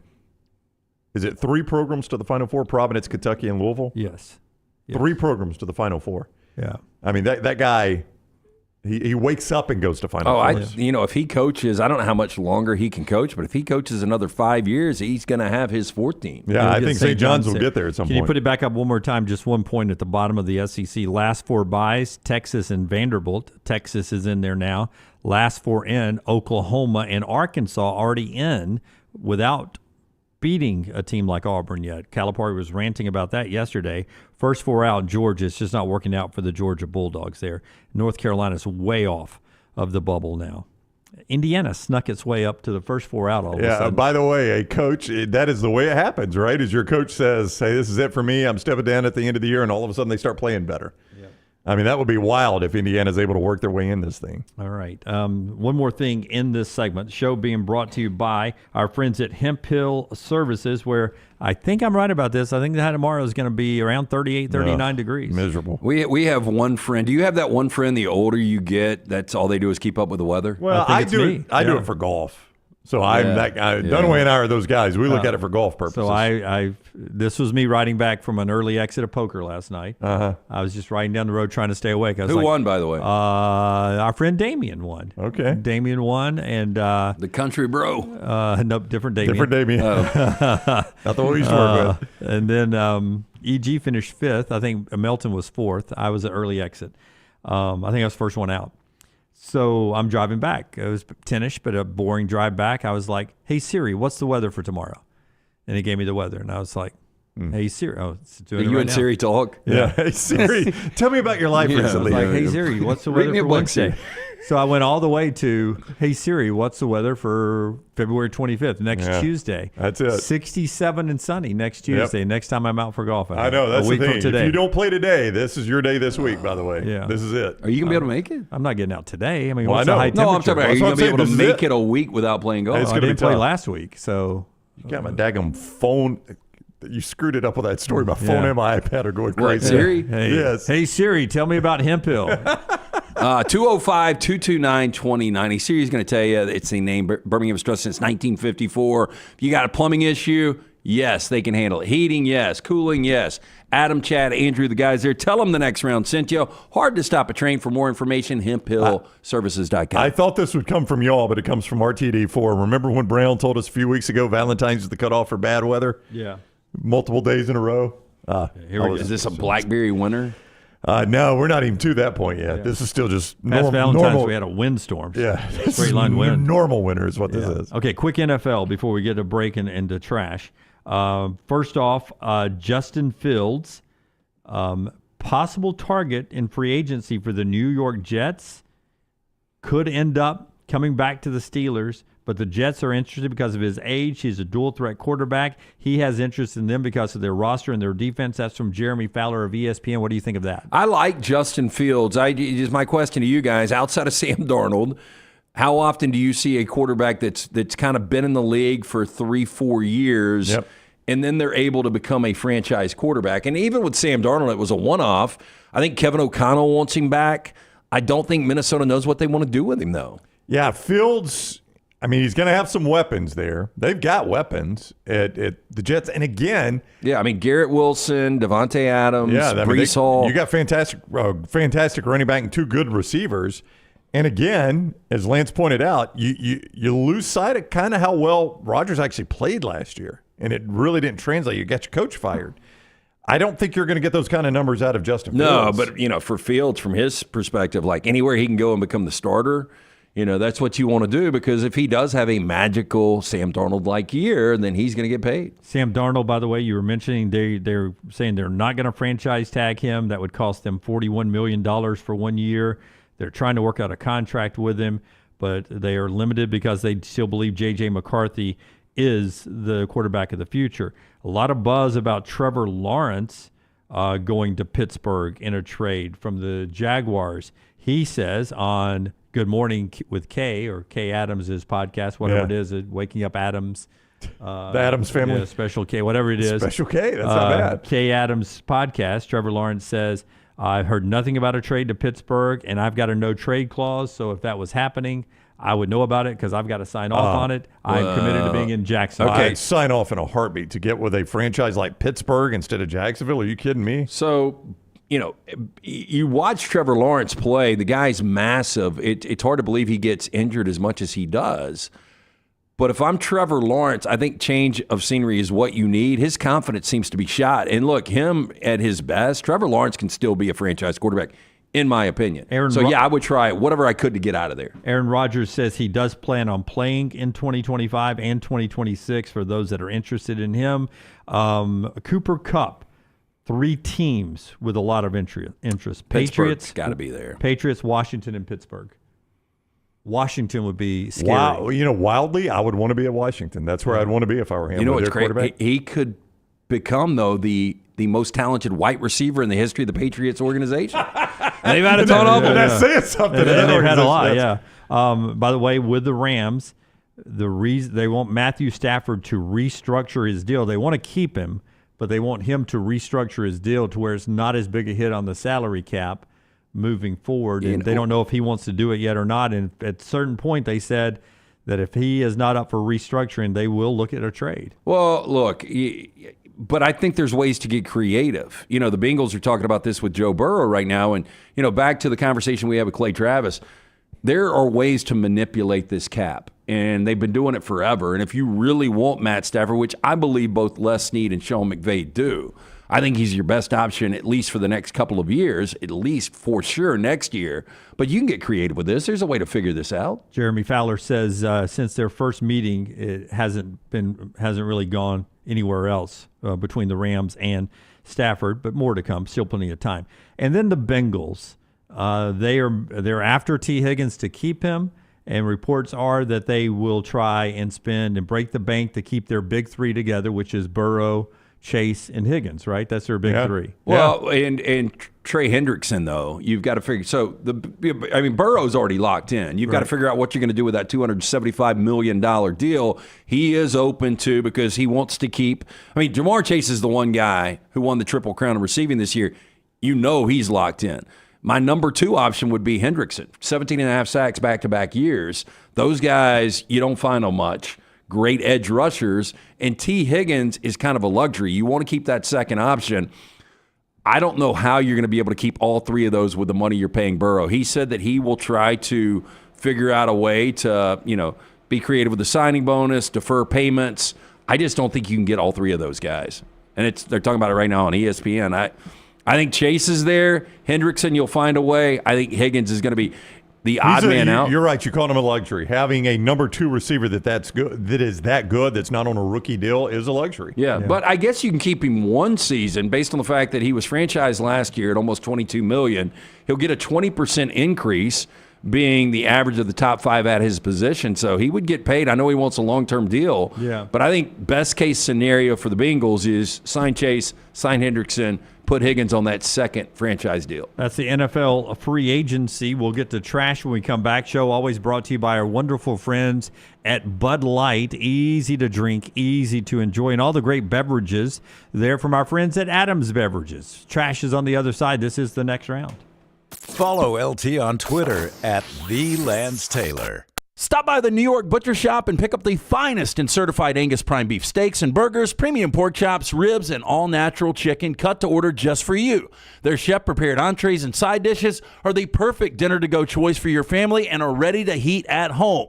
With a great selection of fine wines and desserts, the New York Butcher Shop is your one-stop dinner shop. 2 locations to serve you, Cahaba Heights and on Highway 119 in Greystone. The New York Butcher Shop. Rare quality, well-done service. Things fall apart. There's even a book about it, but that doesn't mean you have to break the bank to fix them. Ryan Brown here for the next round. Our friends at Mortgage Right have a new renovation option that will make repairs and other home improvements easy. If you've recently purchased a home and find yourself short on cash, or you're looking to buy a fixer-upper, Mortgage Right's renovation loan program can help you spruce up your space. Repairs can be made to your roof, plumbing, flooring, and more with the help of top-notch mortgage professionals. So get your fix by visiting mortgageright.com/TNR. And MLS 2239, Equal Housing Lender. Hey, there's nothing worse than waking up to a plumbing problem. Don't get caught in a flooded house. Call the guys at Hemp Hill Services. Adam, Chad, and the team at Hemp Hill are the only ones I trust to fix it and fix it right the first time. Hemp Hill Services does it right and always at a fair price. For all of your plumbing, cooling, and heating needs, trust the name that Birmingham has trusted since 1954. That is Hemp Hill Services. Call now, 205-229-2090. That's 205-229-2090. Storm season is here. Make sure you have a plan of action in place right now. Greg from Pell City and Storm Restoration Roofing should be your first call when storms hit. Insurance companies love working with Storm Restoration Roofing because of Greg Nelson's name and reputation in the industry. When storms hit, call Greg Nelson. He's local, 205-542-3531. He's the home of the free no-cost roof inspection. Greg from Pell City on Facebook, 205-542-3531. 3531. It's Storm Restoration Roofing. This hour of The Next Round is presented by the Birmingham Racecourse Casino, now featuring 7 days of giveaways with your chance to win a share of up to $125,000. The more you visit the Birmingham Racecourse Casino, the more chances you have to win. Hey, let me tell you about our friends at Urology Centers of Alabama. Compassionate and comprehensive urological care with 35 physicians, 17 locations across Alabama. Their patient-centered approach to all of your urological needs. Remember, they've got that new men's health center. It is beautiful, helping men with a wide range of sensitive male issues in a comfortable environment. You can always go online, visit urologycentersalabama.com, schedule an appointment with one of their many urologists today. Since you listened to my last message so well and got rid of those cargo shorts and stained t-shirts, it's time to replace them with Rhoback. Go to Rhoback.com and click on the Refresh collection to find all that you need for an EG-approved wardrobe. It includes pieces that will have you ready to hit the golf course after a busy day of meetings or comfy favorites for travel and working from home. Get 20% off using code TNR20. See, I'm saving you some money. Remember the name Way to Wellness if you're battling weight loss in your life. I'm Jim Dunaway from The Next Round. There was a time I was over 216 pounds until Way to Wellness helped me lose 45 pounds, and now for over 2 years, they've helped me keep that weight off. Here's their website, aplanforme.com, aplanforme.com. That's a great name for a website because there's no cookie-cutter plan. Everything is designed specifically for you. No contract, no sign-up fees, and your first consultation is free at Way to Wellness. Hang out with The Next Round on the go. Whether you're driving to work, running errands, sitting on the beach, or you just need a break from the real world, we can keep you company. Check out The Next Round, Mystery Fifth Hour, and our other shows on your favorite podcast app. We'll meet you there.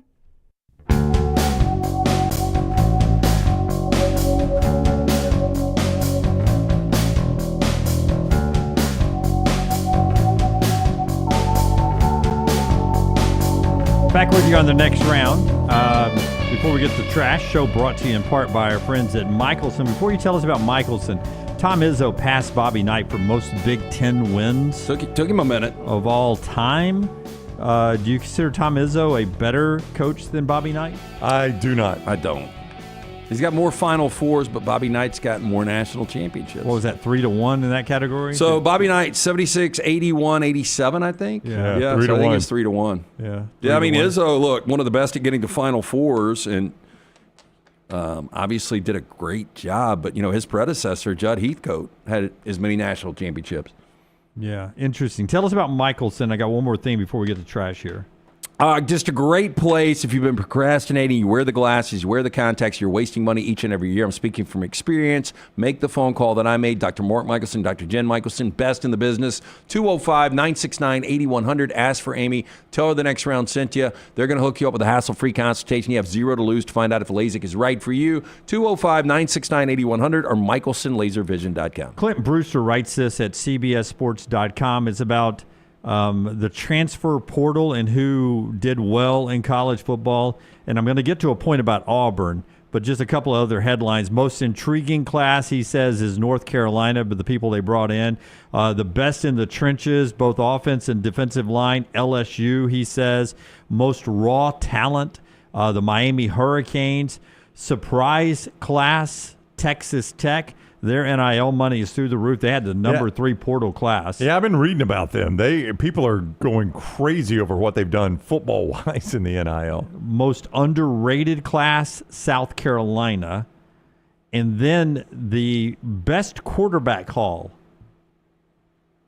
he went with the Auburn Tigers. And the class ranks 8th overall, according to CBS Sports. But he raves about Jackson Arnold. And he throws in Ashton Daniels of Stanford. And he says if Daniels can correct his accuracy and decision-making, that in that offense, he may actually end up being a equal or better talent than Jackson Arnold. But Arnold is the bell cow. It feels like when we've had these conversations about portal moves at quarterback, Beck to Miami, Mateer to Oklahoma, they've gotten more headlines. Am I sleeping, or are we sleeping on Jackson Arnold and Daniels to Auburn as a game-changing quarterback room? Well, look, I think Jackson Arnold's got so much upside. I said this coming into last year with Oklahoma, and it didn't necessarily work out. Obviously, they were going back and forth. Ashton Daniels, though, and I don't know this for a fact. I'm about to check it. I wouldn't be surprised if he has more experience than Jackson Arnold. Is he not a 2-year starter at Stanford? Yeah, in parts. Yeah. For Troy Taylor and Stanford, and I thought he was okay. Just didn't have a lot of talent around him. I'm a big fan of Jackson Arnold. Yeah. We'll see what happens, and I think ultimately Jackson Arnold is going to be that guy. Yeah. I'd be really surprised if he Daniels, he played all 12 games back in 2023. He didn't play a ton in 22, but then he started all of last year. So, he's got more experience. Yeah, he's got more experience. I think just the issue with Jackson Arnold is the guy lost his starting job some last year, and when he started, he wasn't great. And I do think there are contributing factors to that beyond just Jackson Arnold. I mean, they had 5 receivers that stayed hurt. They had a bad offensive line. But, yeah, the offensive line was awful, and I don't think people focus on that enough. And Brown's right. I mean, for a good majority of the season, their top 5 wide receivers couldn't get on the field. And Jackson Arnold. Not the top receiver. He's not misspeaking. Yeah. Not the top receiver, not their top 2 wide receivers. Their top 5 wide receivers. Yeah, and I also need to point this out. I mean, from DeMarco Murray to Adrian Peterson to Samaje Perine, I mean, they've had great running backs. They didn't have a rusher that went over 600 yards last year. So you don't have – Oklahoma. Yeah, I know. You don't have – well, it was more their offensive line than anything. Yeah, I was going to – I mean, obviously the offensive line gave up 50 sacks last year. But you don't have any running back to take a little pressure off the quarterback. You didn't have any receivers. Jackson Arnold gets benched for Michael Hawkins. I thought Jackson Arnold was the better quarterback. So I think Jackson Arnold was playing with one hand tied behind his back. But we still don't know what he is because of that. Yeah. I mean, when a guy plays with one hand tied behind his back, doesn't mean if he gets both hands available, he's great. But he is an unknown. I feel like John Mateer is more of a known. No doubt. But that was more of a quarterback-friendly. I think Jackson Arnold could have been John Mateer if he would have been at Washington State this year. Yeah. I mean, Jackson Arnold completed 63% of his passes, not great. But he had 15 total touchdowns and 3 interceptions. He also was the second leading rusher at 444 yards. USC hired someone to head up their scouting room for Lincoln Riley and the recruiting, basically, your scouting there, Logan Snead. Familiar name to you? Nope. The son of Les Snead. Okay. He's going to be heading up the scouting for did USC. Logan go to Auburn as well? Oh, maybe so. Maybe so. Yeah, I don't know anything about Logan. I know his old man, early days, I was question a lot of moves, and now you don't. Well, he gets a lot right. You trust Les now. All right, it's Trash Time. It's brought to you by Mortgage Right. Tyler, if you've got a treat for us, please hit it, man. So, what was your inspiration for tonight? Be honest with me and go into detail. Wow. Wow. Wow. LT's Trash is presented by Mortgage Right. Mortgages done the right way. It is always buying season. Our friends at Mortgage Right here to help. Veteran founded here in Birmingham, offer loans throughout the country. While the area they serve may have grown, their commitment to Birmingham veterans has not changed. Before you take those next steps on a new home purchase or refinance, talk with the team at Mortgage Right. No cost or obligation to find out what you can qualify for. You can get more information. Go to the website, mortgageright.com. Call 205-900-7200, NMLS 2239, Equal Housing Lender. Surprised this hasn't come up yet. You guys saw the kayaker that got swallowed by a whale and spit out. I did, yeah. Now, very quickly, the whale spit the kayaker out, but there's got to be that moment where you think this is the end of my life. This is how it ends. We've got the story. Now, the kayaker right there, Adrian Semenkus, noticed after he was eaten by a whale, all he noticed was slime. Quote, I spent a second realizing I was inside the mouth of something that maybe it had eaten me, that maybe it was an orca or a sea monster, 23-year-old told BBC. Adrian had started to think he might survive inside of the humpback whale. Then the creature spat him out. Now, the Venezuela kayaker had been paddling through the Strait of Magellan off of Chile's Patagonian coast with his father when he felt something, quote, hit him from behind, closing in on him and sinking him. His father, Dale, was able to capture the short-lived ordeal on video. just meters away. Quote, I closed my eyes. When I opened them again, I realized I was inside the whale's mouth. I felt a slimy texture brush my face. I wondered what I could do if it swallowed me since I no longer could fight it. I had to think about what to do next. But within seconds, it was spit out.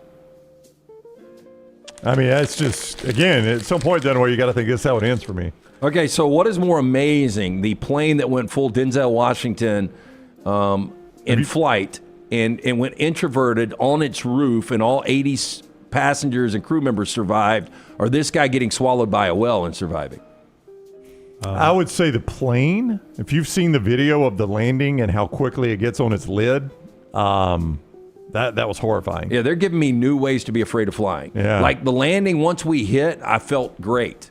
When we're descending, I feel great. Now you got a helicopter hitting a plane. You got a plane flipping over. Yeah, I would tell you that I'm always worried until we slow way down, because when you land, that's a fierce impact, and now we're braking, and we're doing hundreds of miles per hour. That's right, and you're going to brake to the point. There's going to be that point where like if the brakes fell, I'm going too fast to not hit the trees or whatever's at the end of the runway, but I'm not going fast enough to jam her back into drive and get us back up in the air. So there's that window where it's terminal velocity at that point, either way. So if you're wondering why the whale spit him back out, according to according to a whale expert, quote, humpback whales have narrow throats about the size of a household pipe. They physically cannot swallow large objects like kayaks, tires, even big fish like tuna. Ultimately, the whale spit out the kayak because it was physically impossible to actually swallow. Oh, gag reflex. So he should have. Why not just bite him in half? Small good pieces. idea. Good idea. I am surprised the whale's got that small of a throat. I am too. Yeah, I would have thought a whale had a bigger throat. God designed it that way for a reason, Brownie. If it had a big, wide throat, it probably would eat all the fish in the sea, and we wouldn't have a food chain. A man arrested for DUI when officers found him sitting outside of a 7-Eleven with no pants on after hitting a concrete pole. Officers responded to 7-Eleven regarding a suspicious incident, 1:20 a.m. on Sunday, February 2nd. Upon arrival, an officer approached the driver and sole occupant of a blue Ford passenger car, later identified as 24-year-old Bonifacio Manuel, who was sitting on the driver's seat with no pants on. No pants? No pants. That's a new definition of big gulp there. The car appeared to have struck a concrete pole in front of the gas station. The officer noticed a pair of wet pants on the passenger seat along with 2 open beer cans. Manuel was checked for a driver's license, which he handed over a Mexican ID. Check of his driver's history revealed he had never been issued a driver's license. Officers then asked Manuel to get out of the vehicle and sit on a curb nearby. He had bloodshot eyes and swayed while standing when he did so. Due to the language barrier, an officer with the police department responded for translation. The officer asked how much Manuel had to drink. He admitted to drinking, but could not remember how much. He did register a 2.56 blood alcohol content. 2.56? Yeah. 0.256. Yeah, 0.256. I was about to say 2.56. But still, I mean, 0.256 is that's still good after it, yeah. That's close to death. 2.56 is a lot, though. I've never heard that one. 2.56, you are embalmed. Yeah. Yeah, that's 3 times over the legal limit, over 3. Yeah. So, using a fingerprint lifted off a goldfish package, which, by the way, I think goldfish are some of the most overrated crackers out there. I'll eat them, but I don't really have seek taste. them out. They're hollow. Go for the flavor blasted ones. Yeah, those are the better ones. I would agree. I'd rather have a Cheez-It than I would. I agree with that. Yeah. See, I'm not a big Cheez-It guy. I like Cheez-Its not better. either. I'm just saying between the two, I'd go Cheez-Its because it's You crunchier. didn't wake up feeling the cheesiest, bro. But Cheez-It also, some of their white cheddar, I mean, they've got some flavors that do pop a little bit. Yeah. By the way, I worked on Super Bowl Sunday. Maggie gave the sermon, and I occasionally read over it and will give her a funny line that she may not know. And she was comparing Moses stopping before the Israelites went to the Promised Land, and she was tying it to the Super Bowl. And Andy Reid's giving the pregame speech. Okay, I've gotten you this far, but I'm not going forward with you, like That's Moses right. told the Israelites. Moses do a brotherly shove. And I was like, so Andy Reid's about to address the team, and I said, at this point, you say, guys, I I woke up feeling the cheesiest. And she goes, I don't understand it. And I said, it runs in all football games. Anybody that's watched a college football game. People will laugh, and if they don't laugh, you can look over and blame it me. And it was huge laughter. Oh, so she did. Did she deliver it well? Huge laugh. Did she deliver it well though? Yeah, she oversold it a little bit. Oh wow! But I don't know how you could oversell that line. They oversell it so much. Are you critical about every sermon she does? I'm trying to help her out. Yeah, but she got a big laugh. Oh, huge laugh. Did you get credit later? Like she pointed right then. She was like, he said I'd get a big laugh on that. Yeah. Well, at least she got a laugh because that commercial doesn't. Yeah, it's the funniest that commercial's ever been. That's what I said. I said everyone hates it, so they will laugh at you doing it. Yeah. So, using a fingerprint lifted off that goldfish package, cops identified and arrested a man for hitting a female Family Dollar manager in the face with crackers when she confronted him about stealing from the retailer. Now, cops allege that Michael Gonzalez, known right there, he's also known as Gizmo, struck the 65-year-old victim after walking out of the Florida business with approximately $50 worth of cleaning supplies and a box of goldfish crackers.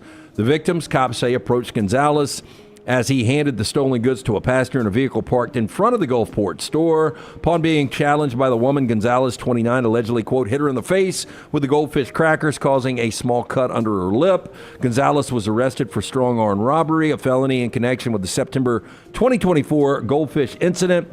He was taken into custody Thursday for a prior alleged robbery, during which he stole a skateboard from a man he punched, bit, and stabbed in the face and head. This guy doesn't have any worries in the world at all. Sulphur Springs on the neck. Yeah. Is that where he's from? Is that his hometown? Maybe. Punched, bit, stabbed in the face and neck? Yep. Throughout the interview, police noted that Gonzalez stated this was petty and that he should just get time served. Judge apparently disagreed with that analysis, setting Gonzalez bond at $30,000, locked up in county jail. He's very familiar with such accommodations. His rap sheet includes convictions for theft, trespass, robbery, cocaine possession, disorderly conduct, attempted armed robbery. What do we got tattooed between the eyebrows there? If you go center of the spider face, web. Yeah, that's what that is. Looks like a spider web or like a crosshair, like a bullseye. Yeah. I've seen those. You don't want that. You don't want that. If you go center of the forehead tattoo there, you're making a statement. And I'm going to say, really, probably doesn't care about personal hygiene. How often does he wash the sheets? Now I know the state does it for him. I was about to say once a week now, I would imagine. Finally, if you've ever wanted to try a slice of Stranger Things, Surfer Boy Pizza, or indulge in the Eggo alongside 11 Netflix Bites, a new one-year restaurant in residency at the MGM Grand in Vegas, will knock those desires out for you. Now, open for walk-ins starting February 20th for reservations. Menu features customized dishes cooked up straight from the streamer's hit projects. Here are some of the highlights from the menu. Bridgerton tea service. Take Maggie to your next Vegas trip. That's right. She would like this. We're not big Bridgerton people, but the Browns are. I've seen what that tea leads to, Dunaway. You probably want to do it. Yeah. Getting stabbed on a tree. Lance's favorite scene for that. Yeah, the mimosa on the other side of it is all I need. Oh, yeah. Yeah, not for me. 11's feast. By the way, Maggie at the concert the other night sent me back for a second Prosecco small. She just give me a small. Uh-huh. I came with a huge. Yeah, Dunaway had like the big gulp. I am going to say it was empty at the end of the night, right? Oh, I mean, it was a long second set. Sat next to one of the worst concert goers I've ever sat next to at that concert Sunday night. You were next to your wife. No, on the other side. Oh, okay. Yeah. Wow, isn't that like a low-key concert? Yeah, very low-key. I mean, nobody even stood up until like if you went to an Ozzy Osbourne show and you had somebody that was rowdy, you'd be like, okay, I kind of get this. I know what I was getting into. Nice person when they arrived. It struck up an immediate conversation with me. Did not know them. Nice person, but throughout she wanted to document every portion of this concert, every portion of it. And I don't understand that. I don't know what you're going to do with all those videos, but she kept forgetting to turn her light off. So when it's dark and you try to video, the light automatically comes on. So now it's just blasting like the rows in front of us right there. I saw that a couple of times. Yeah, she did at least 3 times. Also, while wanting to document every moment of this concert, also wanted to catch up on all her text messages. Was she to your right? She was to my left. Wanted to catch up on all her text messages, so constantly you've got the glow of the phone while and it's a dark theater, right, while she's doing text. And then at halftime, gets the stinkiest meal. I didn't know the Alabama Theater served, like, food. Like, she comes back like almost a to-go box. Yeah, and it stunk. I don't know what she was eating. I mean, it was just, and then, would just randomly start singing the lyrics louder than the Holcomb family. Well, when she held the phone out, could you not give the elbow and kind of knock it out by accident? Could have, yeah. Then it goes up a couple of rows, takes her forever to find Probably could have done that, yeah. Proper etiquette to dim your lighting when you go to a concert. Exactly. Anyway. Or just put the phone away. It's not happening in America. Another one, Eleven's Feast, some of Eleven's personal comfort foods, including chicken and waffles. Love is Blind, customized cocktail made with your spirit and flavor of choice. The WWE Smash Burger. They've just basically got the WWE logo on a burger. The Grand Line Showboat. That's sushi. What is the Grand Line Showboat? I have no idea. It is a pirate ship from the show One Piece. Okay. Alrighty. Oh. Help me out with this one. Sea King's Epic Gum Gum Fork Fish Fry. What? What is that from? So that is also from One Piece. Okay. They have a gum fruit, and it gives you different powers. So I guess this one gives you the power to eat a bunch of fish. Yeah, I get this next one. Orange is the new Mac. Mac and cheese with a dusting of hot Cheetos. Oh, okay. That would be tasty. And then finally, the Beverly Hills Cobb salad. Did you ever want to eat Los Pollos Hermanos during Breaking Bad? Yes. Yeah, it seemed like a cool place to go eat, didn't it? Yes. Not a lot of flair on the inside, but I always wanted to eat it. It just didn't look like it had a lot of flavor, though. I don't know. I think it did. Yeah. I think they've got some blend of herbs and spices. That'd be really good. Yeah, JT's got a shirt. Oh, does he? Los Pollos t-shirt. Hermanos? Yeah. Yep. That is Trash Today, brought to you by our friends at Mortgage Rate. Hey, if you're looking for a new home, our friends at Mortgage Right here to help. Whether you're a first-time buyer, a seasoned home buying veteran, their great service and low rates make the process so easy. Speaking of veterans, veteran founded right here in Birmingham. So remember, whether you're looking for your final home, your first home, whether you have a big down payment or need 100% financing, Mortgage Right, one-stop shop for mortgages. Visit them online, mortgageright.com. Call 205-900-7200. Three things to end here, brought to you by our friends at Champy's World Famous Fried Chicken. Champy's Chicken with Sterling, Megan, the crew down there. Sterling is the guy that owns this place. He has for over a decade at the same location on Highway 119. He is he's like the Nick Saban, the greatest coach of all time in the restaurant world. He has a process of making sure that his product is A+ every time it comes out. That means he brines his chicken overnight. He cooks it to order so it's piping hot. Mississippi Delta recipe tamales, great sides and everything. Highway 119 in Alabaster. It is Champy's world famous fried chicken. Don't let anybody else tell you. It is the best fried chicken, and it's like Auburn to anybody else in the bracketology right now. It's Champy's on Highway 119 in Alabaster, a big gap, and then everyone else in fried chicken. That's the way it is right there. Highway 119 in Alabaster. Go and check them out. Our final couple of things here. One of them, LeBron James. I don't understand he and Doug Gottlieb's history, but it was the All-Star weekend. So LeBron James sends out a tweet about Doug Gottlieb's coaching ability. Earned 2, not given. Got to give him credit, though, because at the time, Wisconsin Green Bay was 2-24. That tweet was sent on Saturday. Just so happened on Sunday, Doug Gottlieb is now unbeaten since that LeBron tweet. They got to win on Sunday. They're now 3-24. This apparently 1-0 since the LeBron tweet for Gottlieb. This apparently goes back to Bronny. I don't know the whole beef there, but Bronny didn't earn it. Something, yeah. I think LeBron is. Doug's dead on with that. Yeah, is going back to some of Doug's conversations about Bronny there. Boy, that has been a disaster of an experiment there. Yeah, I still can't believe. Bronny James, either one. I still can't believe LeBron didn't play Sunday. Not that we were watching, but I thought it was very interesting that he had a little discomfort in the foot and decided to tap out. Do you give Gottlieb another year if you're the AD, or do you say, I think hey, you have to. Boy, we swung and missed here. 3-24 is pretty bad. Do you ask him not to do the Doug Gottlieb show? I mean, I think that's a reasonable request, right? Like, you told us. He ain't going to be doing McAfee. You told us you could handle all of this, and you haven't. So you got to, we're either paying you or Fox Radio is paying you. Which one? Yep. And then there's this. The Combine starts next Monday, 1 week from yesterday. Do you think the Combine invitees from a team is a reflection of how good your team was roster-wise this past year? I mean, there should be some correlation, not the end-all, be-all, but, I mean, if you have the most invitees at the Combine, I mean, first of all, you should have some veteran leadership. You've obviously got talented people that general managers around the National Football League believe can play at the next level, so there should be some kind of correlation. Ohio State's your national champions. 15 invitees, more than anybody else in college. That correlated. Who did Ohio State beat? They beat Notre Dame. Beat Notre Dame. Notre Dame, not in my top 9. Marcus Freeman doing it with a lesser roster. Not in my top 9. Number 2 on the list, Texas, 14 invitees. You know, Texas went deep in the playoffs. Couldn't make it to the championship. Georgia, 14 invitees. Yeah. Oregon, 13 invitees. This is the playoff field so far.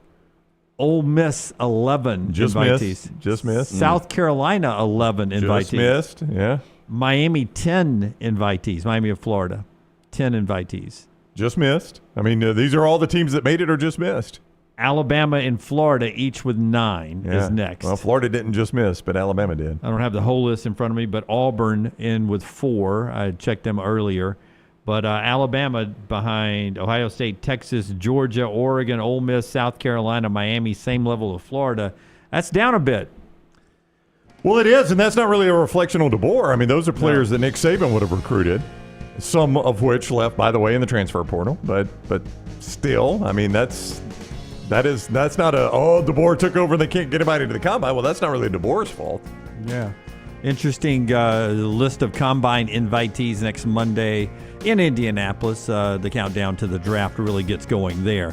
We react to a big night in basketball tomorrow on the show. That includes Villanova at UConn tonight, FS1 5:30. Purdue and Michigan State, a big game, 6 o'clock on the Peacock. Illinois and Wisconsin tonight, FS1. And Kansas and BYU to go along with the SEC games. Plus, it's game day for Auburn and Alabama tomorrow on the show. We'll talk about it. Until next time, God bless you and God bless America.